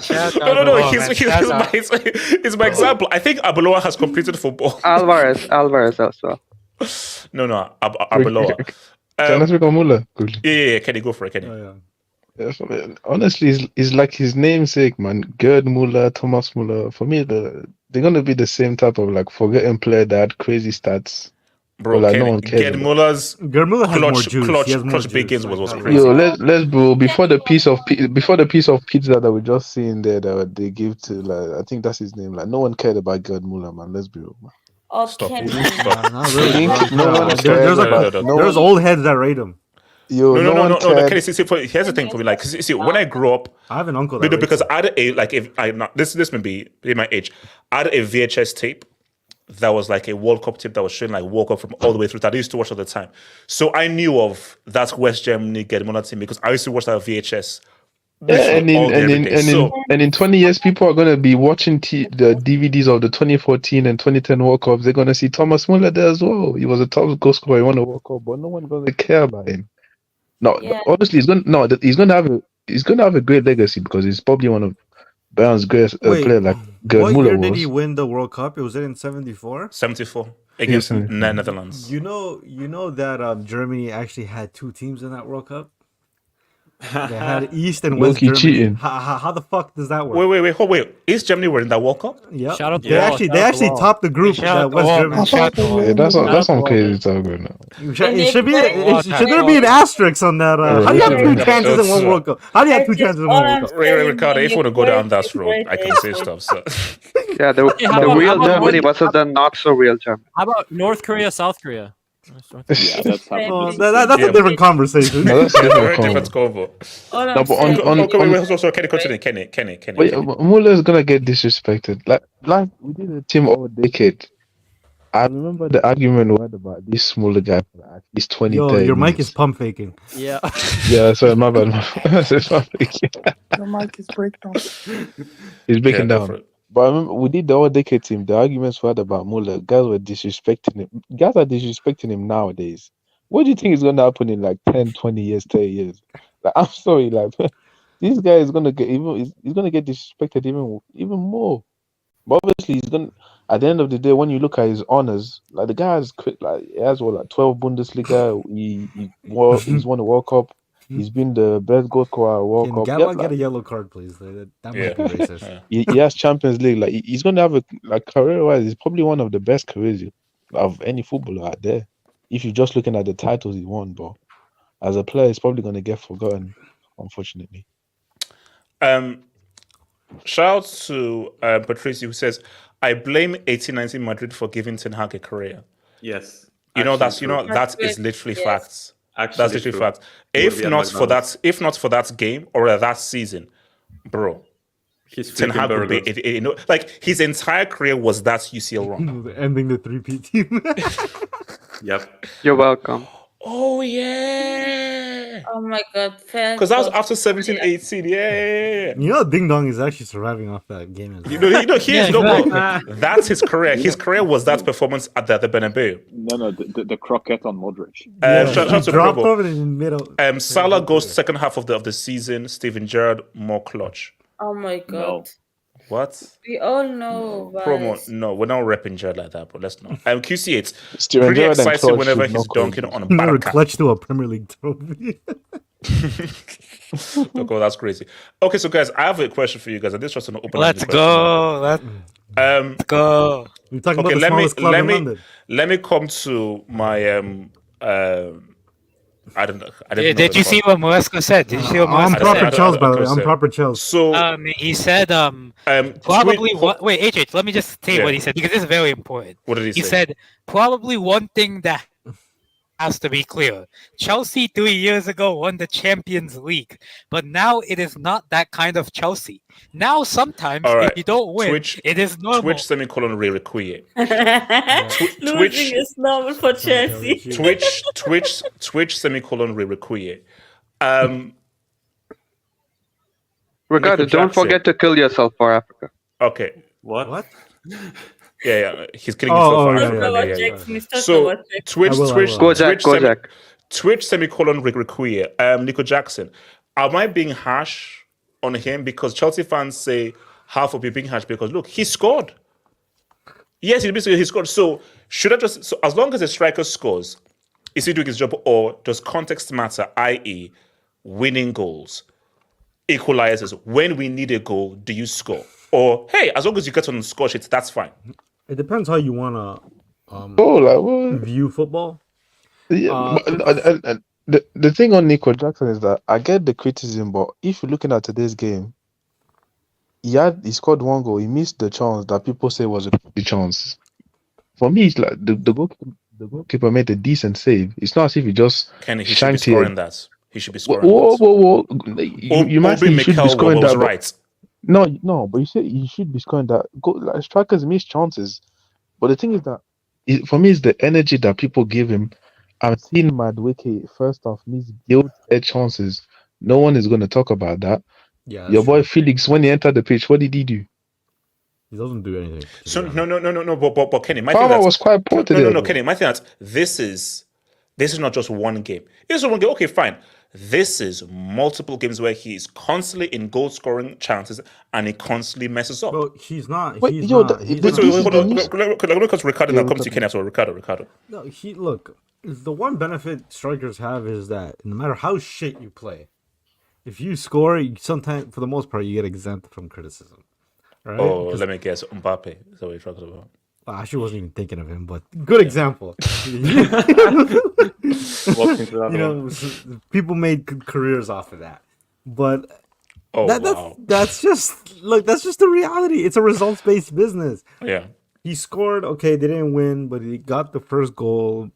The goal they conceded was a great goal. We can't really say much of that, but I think a lot of the criticism that comes from it is obviously, like you said, it comes from seasons. Well, not seasons, but like the consistent performances that he's so ass. He's consistently shit. So he's like he doesn't score goals. He's not scoring, or at least the average striker should be scoring. So I don't think just because you've scored is he scored in his last? No, he didn't score the game before, did he? He did against Wolves. Okay, you have a 2-goal game goal streak. It doesn't like I don't know. It's weird. Like he's not. So no, because my question is, as long as a striker scores and he puts numbers up, that's fine, or it doesn't matter when your striker scores? It depends. If your role on the team is like what Haaland's is, then bro, who cares about your performance? Because you're banging in the goals. All right. Let's be honest. When we watch Haaland, we're not looking for anything other than goals. We're not looking, oh my god, he took on 2-3 players. No. That's what I was saying. Yes, he scores a bunch of goals. Correct me if I'm wrong. A lot of times, Haaland scores the winning goal, or scores the equalizer, or scores the goal to get them back into the game. The thing for Nico Jackson is, how many times has he scored the winning goal? How many times has he scored? Man, we needed that goal, and he scored that goal when we needed it. Like the goals he scores are like, okay, yeah, he scored, but it didn't really change the course of the game. Yeah, because when we look for a guy to score, is it Nico Jackson going to score? Hey, he's not going to score. No, sure, but like, I mean, it's just look. The one thing, yeah, you can criticize him maybe for not getting the goal when it matters, but it's like, so when he scores when it doesn't matter, would it be better off for him just not to score then? Like, he should be scoring regardless. It's like there are levels. A guy who doesn't score, oh my gosh, you're a bum, you are trash. Now, if you score, okay, you're doing something. But then the next level is we need you. Okay, now I know you scored, but we need to score again because we need to win this game. Okay, but we need to equalize. Okay, if we're gonna be honest, Nico Jackson, he's not an elite goal scorer. Okay. No, hold on. So I know I brought up Haaland, so it's not even a valid comparison. When we look at Haaland, we're looking at a 1 goal per game. So we're like every fucking game we expect Haaland, you're expecting to score at least 1 goal. Wow, right? The average rate a striker used to score before the Messi Ronaldo inflation, if you were scoring once every other game, you were like an elite goal scorer. By today's standards, that's not even good anymore. Like Messi and Ronaldo have ruined that. Not even just them, because Suarez, Lewandowski has had seasons where they were putting in a 1-for-1. Haaland's doing a 1-for-1. Mbappe is doing 1-for-1s. Like the standards of an elite striker is that, but we know Nico Jackson is not that, but we still hold him to this ridiculously high standard, which I don't think, I think it's unfair to him because he's not that level, but I also think it's fair because you do play. Don't gas up your head. You are playing for Chelsea. There's no actual bum team. Wait, what's what you were playing for? Who? What you say you're playing for? Okay, see, this is why I don't. This is exactly why I don't ever try to be honest on this channel, because I say one neutral thing and you gas yourself up. Because if you're at Chelsea, but not only do you play, but you also get paid the big bucks. Chelsea pays. So I don't think it's anything wrong to expect your striker to be scoring. I expect, and I do agree, the average is literally, if the average of amongst a good striker to a great striker, not talking about the elites, a good is a 1 in every 2, then Nico Jackson, you got to be scoring more than, you got to be like, okay, he's 2 for 2 now, at least in the last 2 games. But, if he scores the next game, great. If he doesn't, not that big of a deal. But if you're going to go like 5 games and not score, and I get it, it's very different scoring the first goal of the game rather than scoring the 5th goal of the game. But look, today he scored, bro. You got a point. If Nico Jackson doesn't score, you lose at home. It's a different conversation. No. Okay, look. It's like someone put that. So you're saying the goal that he scored in match, of course it's mattered. But what about it mattered more is if he scored again? Because you know what? It's very simple. Chelsea, what is your ambition? If your ambition is just to vibe out, Nico Jackson is fine. Yes, he'll score in bunches and stuff, and that's fine. But you're missing the point I'm saying. You're saying, yeah, he scored 1 goal, great, fine, okay, cool. Why did he score the next one? Nico Jackson is not a player that's going to even give you a goal per game. Expecting him to score twice, it's already an absurd standard to have the guy in. So, I mean, why aren't we criticizing the other guys? Why did Madueke not score his chance? Like, bro, did you see that the guy literally? No mad. Bro, the guy literally took a break in the middle of a play. He's like, well, fuck it. And then Madueke, coming off a hat trick, he couldn't even score that at home. So, like, how is that not his fault? Like, why are we giving more heat for him? What about the other guys on the team? What did Felix do? Like, Palmer did. I mean, he got the assist. Okay, cool. But I mean, he's the face of the team, right? He's getting 3 assists and 1 goal here. So here he can put 2 goals in the game. Guys, members of the audience, what you're hearing is because a guy's geriatric is finally scoring, and his team just have a 7-piece. Can I please speak on just this saying, album? like, you Ricardo, can't. ACL. What's that? You can't just expect Nico Jackson to be like, oh well, you gave us 1. Like, bro, if he gives you 1, you should be happy because that's his level, anyways. But you're not expecting him to I can't expect more. I can't expect a high level from you can. But when you're sitting there and complaining, why didn't you give us a second goal? The guy barely gives you a goal. Ricardo, we should have won the game. You had a 1v1. Put the ball at the freaking bottom right. You had a 1v1. Put it bottom right. We have 3 points. No, what about Madueke? No, I get that. No, but Ricardo, injury time, 92nd minute. I get it. Okay, let's say this. Which had more pressure? Madueke's chance in the middle of the game or Nico Jackson's chance at the end with a 1v1, whatever, to win the game. Okay, that was more pressure than Nico Jackson. Okay, so you're expecting a shit player to score a high pressure shot, like bro, like come on. Oh, so now we now admit that our striker is a bomb. He's bad shit. No. You see, no, wait. You see what people say that? No, Kenny. Do you know what? Kenny, do you know what's funny? Because I know what you're going to say. Like he's Kenny, average. the only people who rate Nico Jackson are guys like you and other Chelsea fans. No, everyone outside of Chelsea calls this guy's garbage. The only people that rate him are Chelsea fans. That's my issue. Can I speak? No, it's just I don't. The thing is that I see him for what he is. The guy is an average to below average finisher, and he's a decent all around player. But the thing is, for me, is you guys' expectation of you guys' expectation of the guy. You guys are expecting him to be some prime Drogba, exactly, some prime Haaland to score every other game. Exactly. You know that's not what he is. I don't know why people get no. But Kenny, we spent a country's GDP to have Nico Jackson as a main striker. That's my issue, Kenny. Bro, you spent Saudi Arabia's GDP on. So Kenny, all that we drilled for, all of that, trillions, and Nico Jackson is the best that we could have after all the billions spent. Kenny, that's crazy. That's true, but I can say the same about Madueke. I can say the same about our defenders. I can say the same about Enzo as well. And Mudryk. And Mudryk. Well, but Kenny, the thing is that I feel like Chelsea fans, there's obviously Mudryk. Kenny, I have a question. Kenny, I have a question. If you look at Madueke's hat trick over the last weekend, right? The three goals are essentially the same. The chance he had today was essentially the same, and he didn't score. The chance today was easier. The first one that he missed on his left foot, that's an easy chance. That's way more easy than Jackson's chance that has a defender behind him under pressure. Shout out to the So Kenny, you're happy with Nico Jackson being a striker? You're happy, like you're content? No, I'm not happy. But if I'm looking at today's game, I'm looking at today's performances.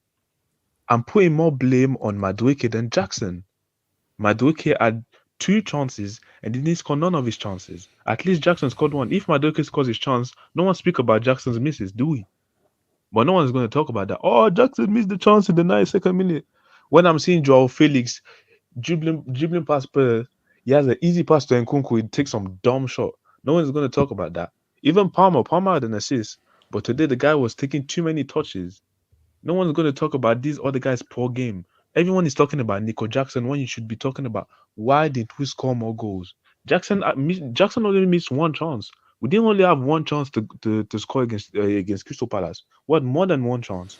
But we always talk about the same guys every time. And other guys get away with it every time. That's the thing that I don't like about it. But Kenny, after a guy says to an uncle, stop talking SHIT, we are killing ourselves for Africa, doesn't that put a target on your back? No, it does. But like I said, I'm looking at specifically today's game. Whatever you want to say, he scored today. He scored the first goal. Last game, he scored the first goal. So this myth that he doesn't score important goals against Tottenham, he scored the winning goals both times. How did he kill himself? Nah, that killing himself was crazy. But the thing is that I don't even know what I meant. But when we say an average striker, what is an average striker nowadays in the world? Like me, I'm sorry. Like this, how do you call it? For his first, like I said, always said, for his first season as an actual striker, that was this season. The last season was his first season as a striker. The guy scored 14 goals. I know what type of player he is. I'm even surprised. Three of those goals was against a 9-man Tottenham who were playing a high line, but Cook. Oh my gosh! When top strikers score against these trash teams that they dominate and they want, why are you reducing his hat trick now? I'm just here to say that he scored 3 goals against a 9-man team playing a high line. Yes, but hold on, Kenny. What would happen if he didn't score those chances against Tottenham when they had 9 men. No, Ricardo. It's called damned if you are, damned if you don't. So basically, if you did it, I cook you. If you did it, I still cook you. So you can't win, bro. You can't win with this guy. Yeah, I'm sorry that you guys have crazy like I said, you're expecting crazy numbers from a guy that you know, like Kenny, he was lucky I wasn't on yesterday because the blasphemy I heard coming from this guy's mouth when he was talking about Rafinha.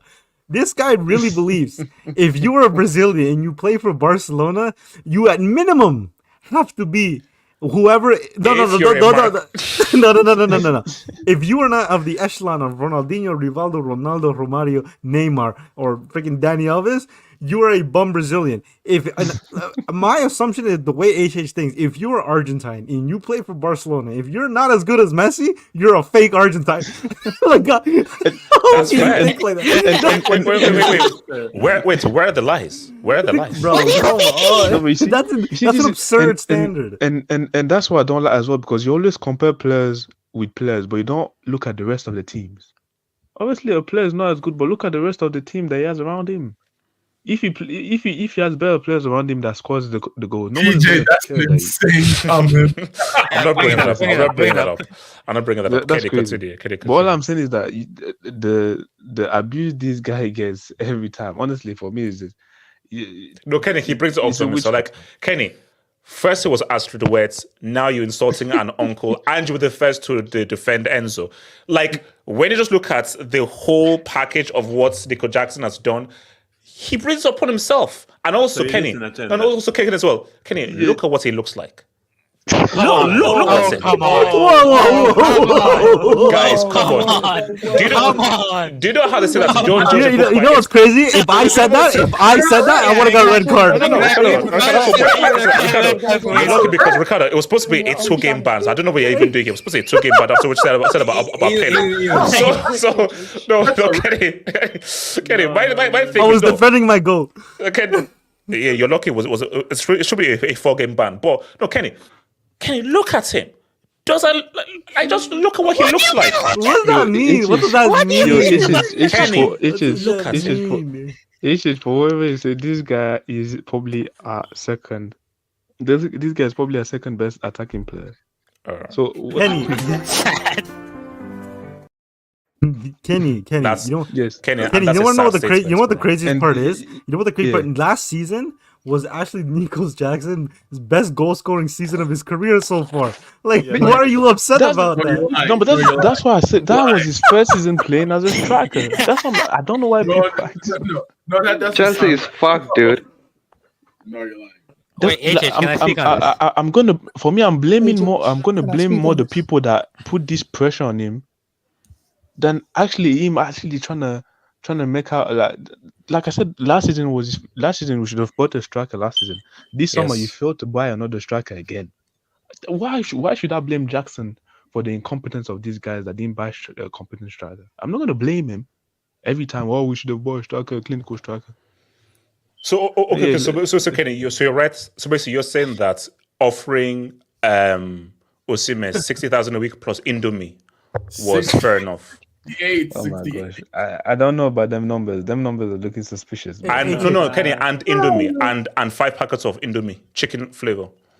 Yeah, chicken flavor is great. Indomie chicken, bro, guys, Indomie was damn good. Indomie is good. Flavor isn't good. What's your expectation for flavor? So sorry, what is your expectation for Nkunku? No, it's more Did you say as in like Nkunku amount of goals. The first thing is that play him either as an attacking midfielder or through the middle. Kenny, where's your bald-headed oaf playing him on the freaking wing? Play him through the damn middle. The heck? That's what I'm saying. To this game, there's other stuff to talk about. Kenny, other than Jackson. Kenny, a nuke to your head and your family. Who do you put as the striker? Nkunku or Nico Jackson? Nuke to your head. I'm still playing Jackson as a striker. As a striker, I'm playing Jackson because I've seen Nkunku. Not gonna lie, I would go Nkunku. Yeah. As a lone striker, Nkunku for me doesn't. From the games I've seen when he's played there, Jackson is just bad. You should So, play behind the to striker. be clear, you're still playing. You're playing Jackson over Thingy. No, So you're playing Jackson. To be clear, Jackson over Thingy. Yes, as a striker, as a lone striker. What is that? What is that? The only thing he could be insane, Jack Daniels. I didn't even see it. See, this is the thing. I had about 4 bricks dropped on me for far less offense. Wait, AJ, can I speak on your phone, please? Bro, guys, get the honey flavor, man. The pure one in it. Let me hear the pieces that come to you. Shout out to Miguel Rabines. I was actually pleased with the performance. Slowly but surely, this team, surely but surely, the legitimate UCL winners are become accustomed to Maresca's system and the team chemistry is growing. No. Miguel, we are cooking. Miguel, give me a finisher, we win the league. Give me a finisher, we win the league. We win the league. Because my thing is, let's be real. Rank and Elijah's team, those guys, they'll start losing very soon. So like this thing, it's not going to last. Bro, it's not going to last. Elijah thing, and remember that it won't last. Okay, they will walk alone very soon. They're going to be walking alone very soon. Bro, Miguel, if we get a striker, Miguel, if Nkunku plays to the middle, starts finishing, Miguel, we're up. No, that's what. Miguel Rabinez against. If Jackson improves finishing, we have a special play in our hands. Special, I'm not sure about that. Good, very good, yes. Special, I don't know. Bear in mind, he isn't in his prime and statistically outdid Drogba's first Premier League season. Miguel, I have to agree to disagree. Can we have a conversation about Drogba's? No, we can't have a conversation. No. You asked. Ricardo, yes, say can we? And my answer is no, we can't. Ricardo, we need to. Ricardo, I'm willing to have. That is the honestly. Wait, AJ. The stat sheets don't look pretty. Okay, AK, talk to me. AK, talk to me. Hey, so, Mr. Half Hope, last Sunday after Chelsea beat Wolves 6-2, you were talking about this team being, quote unquote, having the best Premier League, best performance of any Premier League team. If Jackson scores a 1v1, that would be a valid video. HH, please stop. I'm talking now. Okay. I'm talking now. Thank you. You said this team had the best performance of any Premier League team in the last 40 years. Yes. So we're going back to Division 1. Yes. So like late 80s Division 1. Yes. Yeah. Yes. You called Madueke Nomad. You remember Nomad? You called Pedro Neto Drodo. That should be a red card, by the way. Drodo. Yeah, Drodo. You were talking about João Felix. Oh, never mind. The ow! You're talking about him, you know? João Felix today. Since you want to talk so much about Jackson, João Felix today came on, did a couple of dribbles and gave the ball away about 3 or 4 times. Did you see that chest pass that he gave? Mudryk was better than Felix, man. Did you see that chest pass? Even Mudryk was better than Felix, man. Stop. Kenny, stop. Yeah, I have to agree. Mudryk actually could carry the ball without giving it away. Felix just carried the ball, gave it away. When he had to take a shot, it was a P-roller to the goalkeeper. Bro, like, what's the point? I mean, you keep defending Felix, but you don't like Jackson, and I find that interesting. Considering your skin color, so that's all I'm going to say. Felix is tan, so... Wait, what? Continue. If you continue. Madueke, man, like... Boy, he went back to his old self today. He went back to the fake roadman Noni Madueke today. That chance he missed, like that's a gilt-edged chance. You have to score that. Neto was pretty poor. Enzo Fernandez, man. World Cup winner. That was like 2 years ago. Actually, no. A walk on this channel, you got a 4-year pass. Never forget, you have a 4-year pass. I want to be real, but there is a 4-year pass that you get for a walk. Basically, you could be trashed, but only can be trashed for 4 years. But that's why winning a World Cup is huge. So it's basically you can't actually be called a bomb for 4 years if you win a World Cup. A World Cup gives you a 4-year immunity. That's what it gives. With all due respect to your country, to your nation, all that, Enzo Fernandez, bro, why do Chelsea fans act like Chelsea fans really act like Enzo Fernandez had an incredible. Enzo Fernandez had a 6 out of 10 game against Wolves, and they were lapping it up like he's the best thing since Tony Kroos played football. Like, and today he didn't do anything. Like, I don't know like how many excuses this guy's gonna have, because at one point for him you have to be dropped. But my biggest concern why is Greenwood. No, because why not? Why should I? But I think so Chelsea as a whole, man. I mean, you said you were going to be Jackson. Should Jackson still be a striker? Am I being too critical and overly critical? Yes. Yeah, you're being overcritical for Jackson and undercritical for all the other guys, which is it's crazy considering your skin color and your tendencies. Nico Jackson is a snowboarding hopper, so I don't know whether he's part of the culture. So Felix is a cuck. Felix is a cuck who goes back to the same goal 3 times. I was going to say something about Felix and Jackson, but that's for Monday nights. But continue.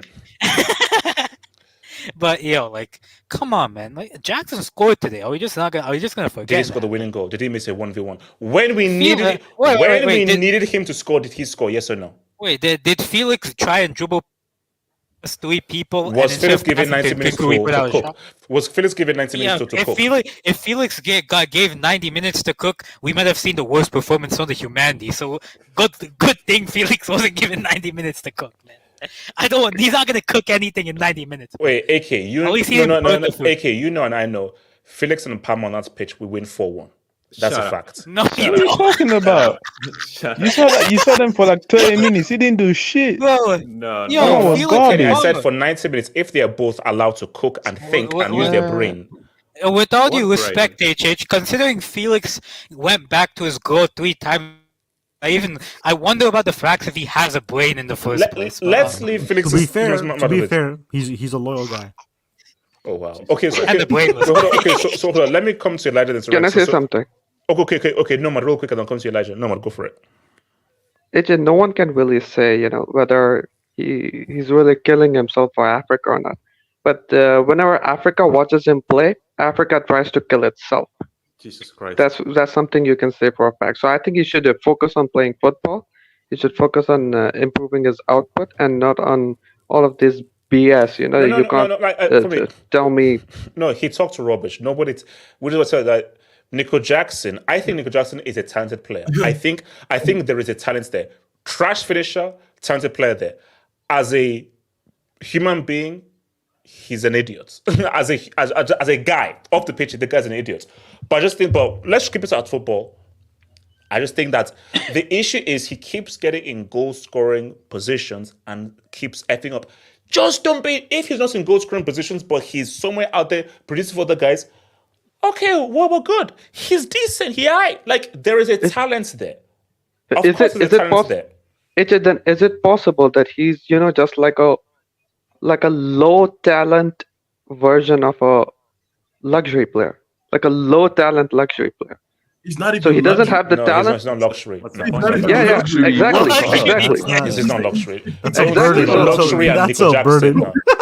Exactly. So he may be the first. He may be the first no talent luxury player. Nah, he's not a luxury player on any level. No time, big time, on level. Hold on, so Elijah talks to me. Nico. Elijah, please cook Felix. This is not about Felix. This is specifically about Nico Jackson. I could care less. I could care less about what Chelsea is dealing with today. Okay, I got to see my club dunk on that Haagen-Dazs fraud. Your club needs to get this shit. Elijah, it won't last. It won't last. Actually, let me not say it because you will clip me. But No. You need to apologize. You need to apologize. You called him you called my manager every bad name in the book. Every bad name. You need to apologize. Look, Micah aside, calling someone Amber, she's alright. Well, actually. Okay, so Nico Jackson. See, that's getting clipped and sent to YSK. No, but I'm just saying, I don't know what the guy was talking about. We're killing ourselves for Africa thing. None of us in the streets understood what the hell that meant. No one knows. I tried to dissect it. It still doesn't make any sense. Maresca's statement about 3 years ago that Chelsea were UCL winners and it's okay to lose. If I were you, I would have rioted. I'm not gonna lie. Like I would have went down to Stamford Bridge and were like trying to find where Maresca is, because if your standard is fluent, quote unquote, fluent trophy, fluent UCL, that statement is offensive, in my opinion. Because our standard is still fluence trophy and fluence. That's but that's not according to Maresca. Maresca is saying Maresca is talking. He's talking nonsense. He's talking nonsense. He's saying it's okay to rebuild. It's okay. And I'm saying that he's talking nonsense. Maresca, you're here to win. If you don't win, you get sacked. Simple as that. I don't know if they're gonna sack him and all that, but they will. They will. If we don't win the Premier League or we don't come top 3, he gets sacked. Okay, so I'll tell you this. I'll tell you this. You're not winning the Prem. That's the first one. I told you need to win the conference, because it just, if you don't win the Conference League that has Heidenheim, Noah. I am not taking a competition seriously that has a team called Noah. I'm not. Shout out to Noah's Ark, man. Shout out to Noah's Ark. So that's basically you can say what I will not recognize a competition where there's a team called Noah. Yeah, you're literally playing in sheep and horses, man. Wow. Okay, so Elijah, am I too harsh on my fellow African Nico Jackson? Am I being too harsh? No, because okay, here's my thing. Kenny made a very good point in terms of, we already know the guy is already trash. What's the point of adding more pressure onto him? What's the point of expecting him to succeed if we already know he's trash? Like Nomad said, he's a low luxury player. I don't even consider him luxury. This is thrift store, like Goodwill, secondhand. That's what I'm talking about. Goodwill, man. Respect Goodwill. I know Goodwill. I respect the $1 shop and £1 shop. Came into yard sale player. Like this is less than Primark. Like Primark. Whoa! Respect Primark. No, bedroom slippers are quality, although they get ruined after a week. No, Kenny, I'm just backing up your point, bro. But I'm being a bit more harsh. No, I didn't say it was that trash. Like, yeah, going too far talking about below Primark and that. Because this guy, the guy in the middle, though it was a Monday, this guy in the middle said he'd take Nico Jackson over Darwizzi. He said that. I'm just saying. Do you know how crazy that sounds? That this guy said, but that's true. Kenny, I'm not his biggest fan, Kenny. I'm taking Darwizzi over Nico Jackson. If I had to choose, I'm taking as a striker, not as a player. As a footballer, I'm taking Nico Jackson as a footballer. Yeah, in terms of who is my last line of attack, my finisher, Kenny. Lie to me and tell me that you have more faith in Nico Jackson finishing than Darwizzi. Lie to me. Who had more goals last season? Darwizzi. In the Premier League. Elijah, are we talking about the same Darwizzi? Are we counting those Spurs goals, by the way? Yeah, Darwizzi. We're counting them Spurs goals. Kenny, when it's counted the Spurs goals or not? Elijah, I'm sorry. Are we talking about the same Darwizzi who rounded the goalkeeper? And for an assist. When he had the hope, when he rounded the goalkeeper, bro, no, please, no, please. A goal is a goal. A goal is a goal. Can you put Aaron's comment up, please? A 40-yard screamer and a 2-yard tapping is the same value. Oh, come on. That is true, actually. Can you put Aaron's comment up, please? It's post. You know what's crazy, AK? You know what's crazy, AK? UEFA did give him an assist for that. That's the nasty part. Yeah. My thing is. In all fairness, he did score a good goal against us. And then got hit by a priest. So exactly that has to be first. Again, so Aaron's again, context is key. 3 of those goals came against a team with 9 men who played their high line. No, that was not in 2024. That was in 2023. If you go look at stats in 2024, he has the second most non-penalty goals in the EPL. My thing is also that I want to know, when did he score those goals? Did those goals come in bunches? How many of those goals were winning goals? No, they didn't come in bunches. How many of those goals were important Now you're asking the real They didn't come in bunches. That's the real question. They didn't come in bunches because everyone talking about Tottenham. He only scored 3 goals. The rest of his goals he scored in 11 different games. So these myths that he just scores in bunches, that's a lie. Sorry, HH, can I quickly intervene? Okay, let Elijah finish. I want to Elijah rank them. I'm just saying, like, HH, I kid you not, with or without Nico Jackson, you better win that Conference League. I'm just telling you. Elijah, With- all I'm saying is that Elijah, give me a finisher. We will do what you have failed to do. You know, you several probably times. spend more money. No. HH, we beat Elijah, the give me a clinical finisher. We will do what you have failed to do numerous times. Who's an elite fact checker? Because hold on. I need to find out if Chelsea Football Club has spent more money in one transfer window than every single team in the Conference League combined. You have So, Ricardo, maybe you didn't listen to me and say that. We are not in the Conference League. That isn't a competition that we're in. It's a UCL That's not account. happening You might this get your third season. UCL too. You know they removed the Europa part out of it, right? Like it used to be called UEFA Europa Conference. They removed the Europa part, so it's the UCL. Okay, hold on. HS, my club is going to beat you. My club is going to beat you. Oh, they're nomads. They're nomads. What's it called? Rank. Talk to me, Rank. Listen, first of all, what was the halftime space called? If you care to remind me. On Twitter. Remind me, I can't remember what it was. I believe it was "We are cooking sorry." What were your feelings on Nico Jackson back then? Okay, fair enough. So, like, second of all, why are you being so harsh about Nico Jackson and saying that this goal didn't matter when it was the goal that opened the score sheet, and had you kept a clean sheet, it would have been the winning goal? And also, you are discounting all the other winning goals that he had, but like just because it's your agenda. Oh no.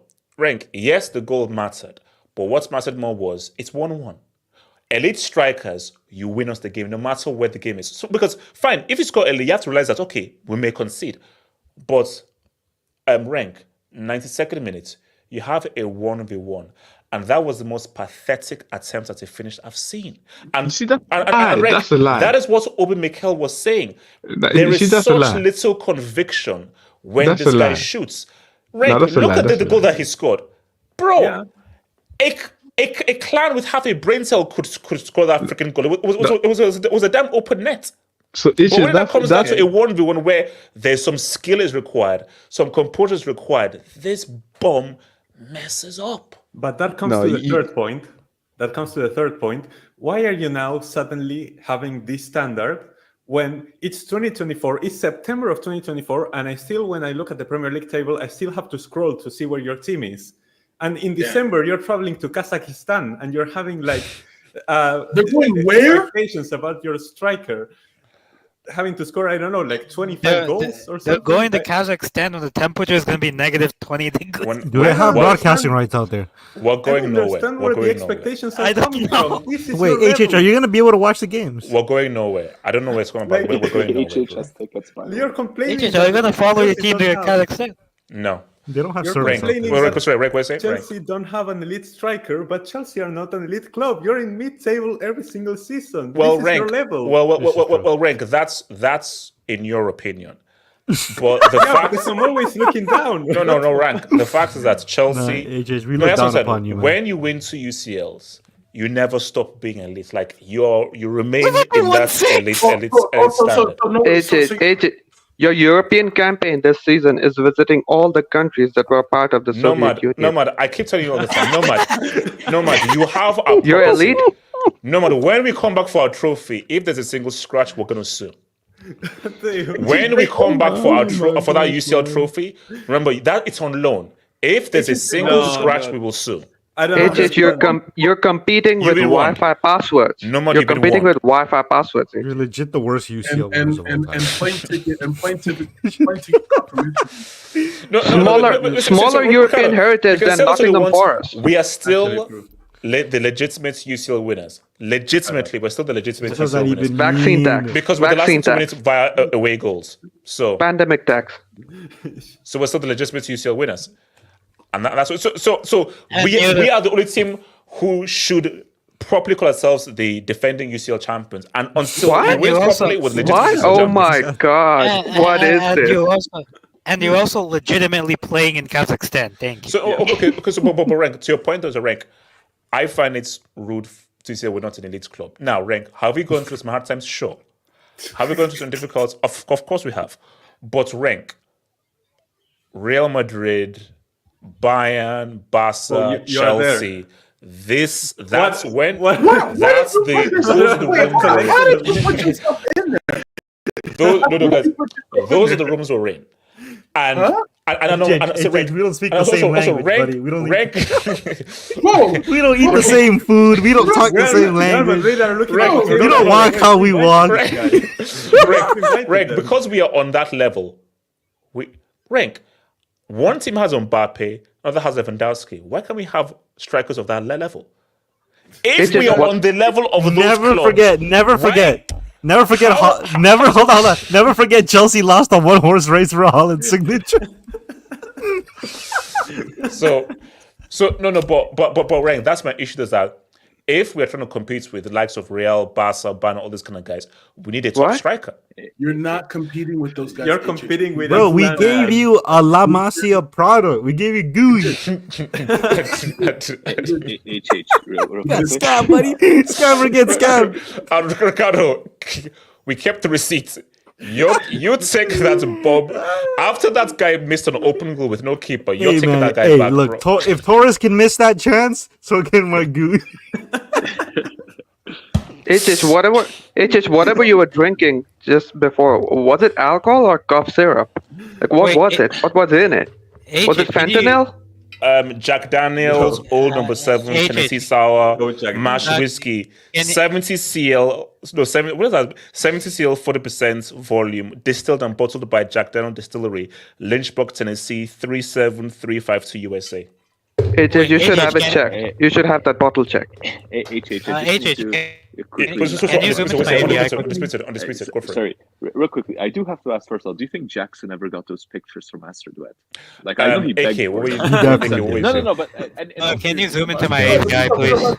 He looks like a demon. Okay. No. Can you zoom into my API, HH? Okay, what is this? I'm looking at a field. What is that? All right. This is the field you will be playing. This is FC Noah's field, by the way. Place A. HH, you're a disgrace letting this LFC gaslight you. Out of 60 big chances, Darwizi converted 13. He's 12.79% to Nico's 22.5% conversion rate. Darwin is worse. Elijah, do you want to respond to this? Oh my God, these stat merchants. Darwin, you want to respond to this? Elijah.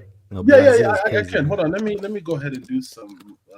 Let's see here. Because that's a crazy conversion rate. I was foolish enough to now try and take that way. Because if that's true, then yes, I'm. We know them missed the most big chance in the Premier League last. He essentially said, according to my calculations. Hold on.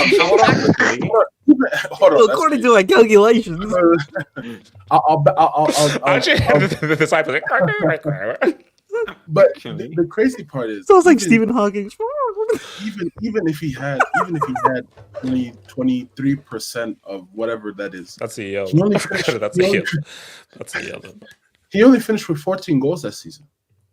Darwin finished with 18. No. In the Premier League, don't count them Europa League goals. Don't be shameless now. What do you mean? You weren't even in Europe last year. Yeah, that's why. Obviously, Elijah. What did he do in the Prem? So what's it that Nico is more clinical than Dawiz? Is that what we're saying? I think we gotta count FA Cup and Karabuki goals. So he's actually at 17. Who? What counts Karabuki? He had 16 because he had he was supposed to have 3, but one got chalked off. I forgot who that was. We were ranked supreme. This is with the Spurs goals, right? Yeah. Bro, they added the Spurs goals. Can you imagine? Man, this Darwin and that shameless, man. Darwin is trash, man. I'm sorry, I'm not complaining. But Nico Jackson is he's better than him, yeah. Okay, but Kenny, my thing though is that why can't we have an elite striker? Why can't Chelsea have an elite striker? Why? I don't actually ask these guys why they didn't buy a elite striker. I'm not going to blame Jackson for the incompetence of the board. Jake West, thank you for that. Because what trophy is Nico Jackson responsible for, Jake West? That's the thing. Now you've been silly now. Obviously, one plays for Liverpool, one plays for Chelsea. What are we doing here, man? Are you saying that Darwin Núñez is responsible for trophies? Come on. Kenny, the thing is not the Kenny is because the guy in the middle says he eats in the same room as us. No, but that's HS. You know the guy is delusional. But if we've been serious here. No, but if we are holding people at that level of these clubs. No, but Elijah, By Chelsea's standard, after spending $1 billion, we're not at the level of those guys. After spending $1 billion, Kenny, that's what I don't get. How do we spend $2 billion, but we should accept mediocrity and that bald-headed saying that we're not here to compete? What? Obviously, whatever I said that's crazy. And that's the same quote that Pochettino said last year around the same time as well. I don't know these guys. They're running from the pressure. No, your manager here. No, top 4 is minimum. All this bullshit. We're not sure of 3 years ago. I don't care what you say. But at the end of the, like you said, we spend $1 billion. You can clearly see this team is not worth $1 billion. No, not even close. It's not worth $1 billion. And I said that already. Like, by Chelsea's standards, Nico Jackson is an elite striker. By Chelsea's standards, he should have gotten worse. So, okay, most big chances missed in Europe. Darwin is made. Well, it was. Guys, it's so to be real. I'll see you guys Monday for the members hangouts. Peace up, stay true, and this will be on Spotify. One love, I'm out. One love, peace out. Hala Madrid.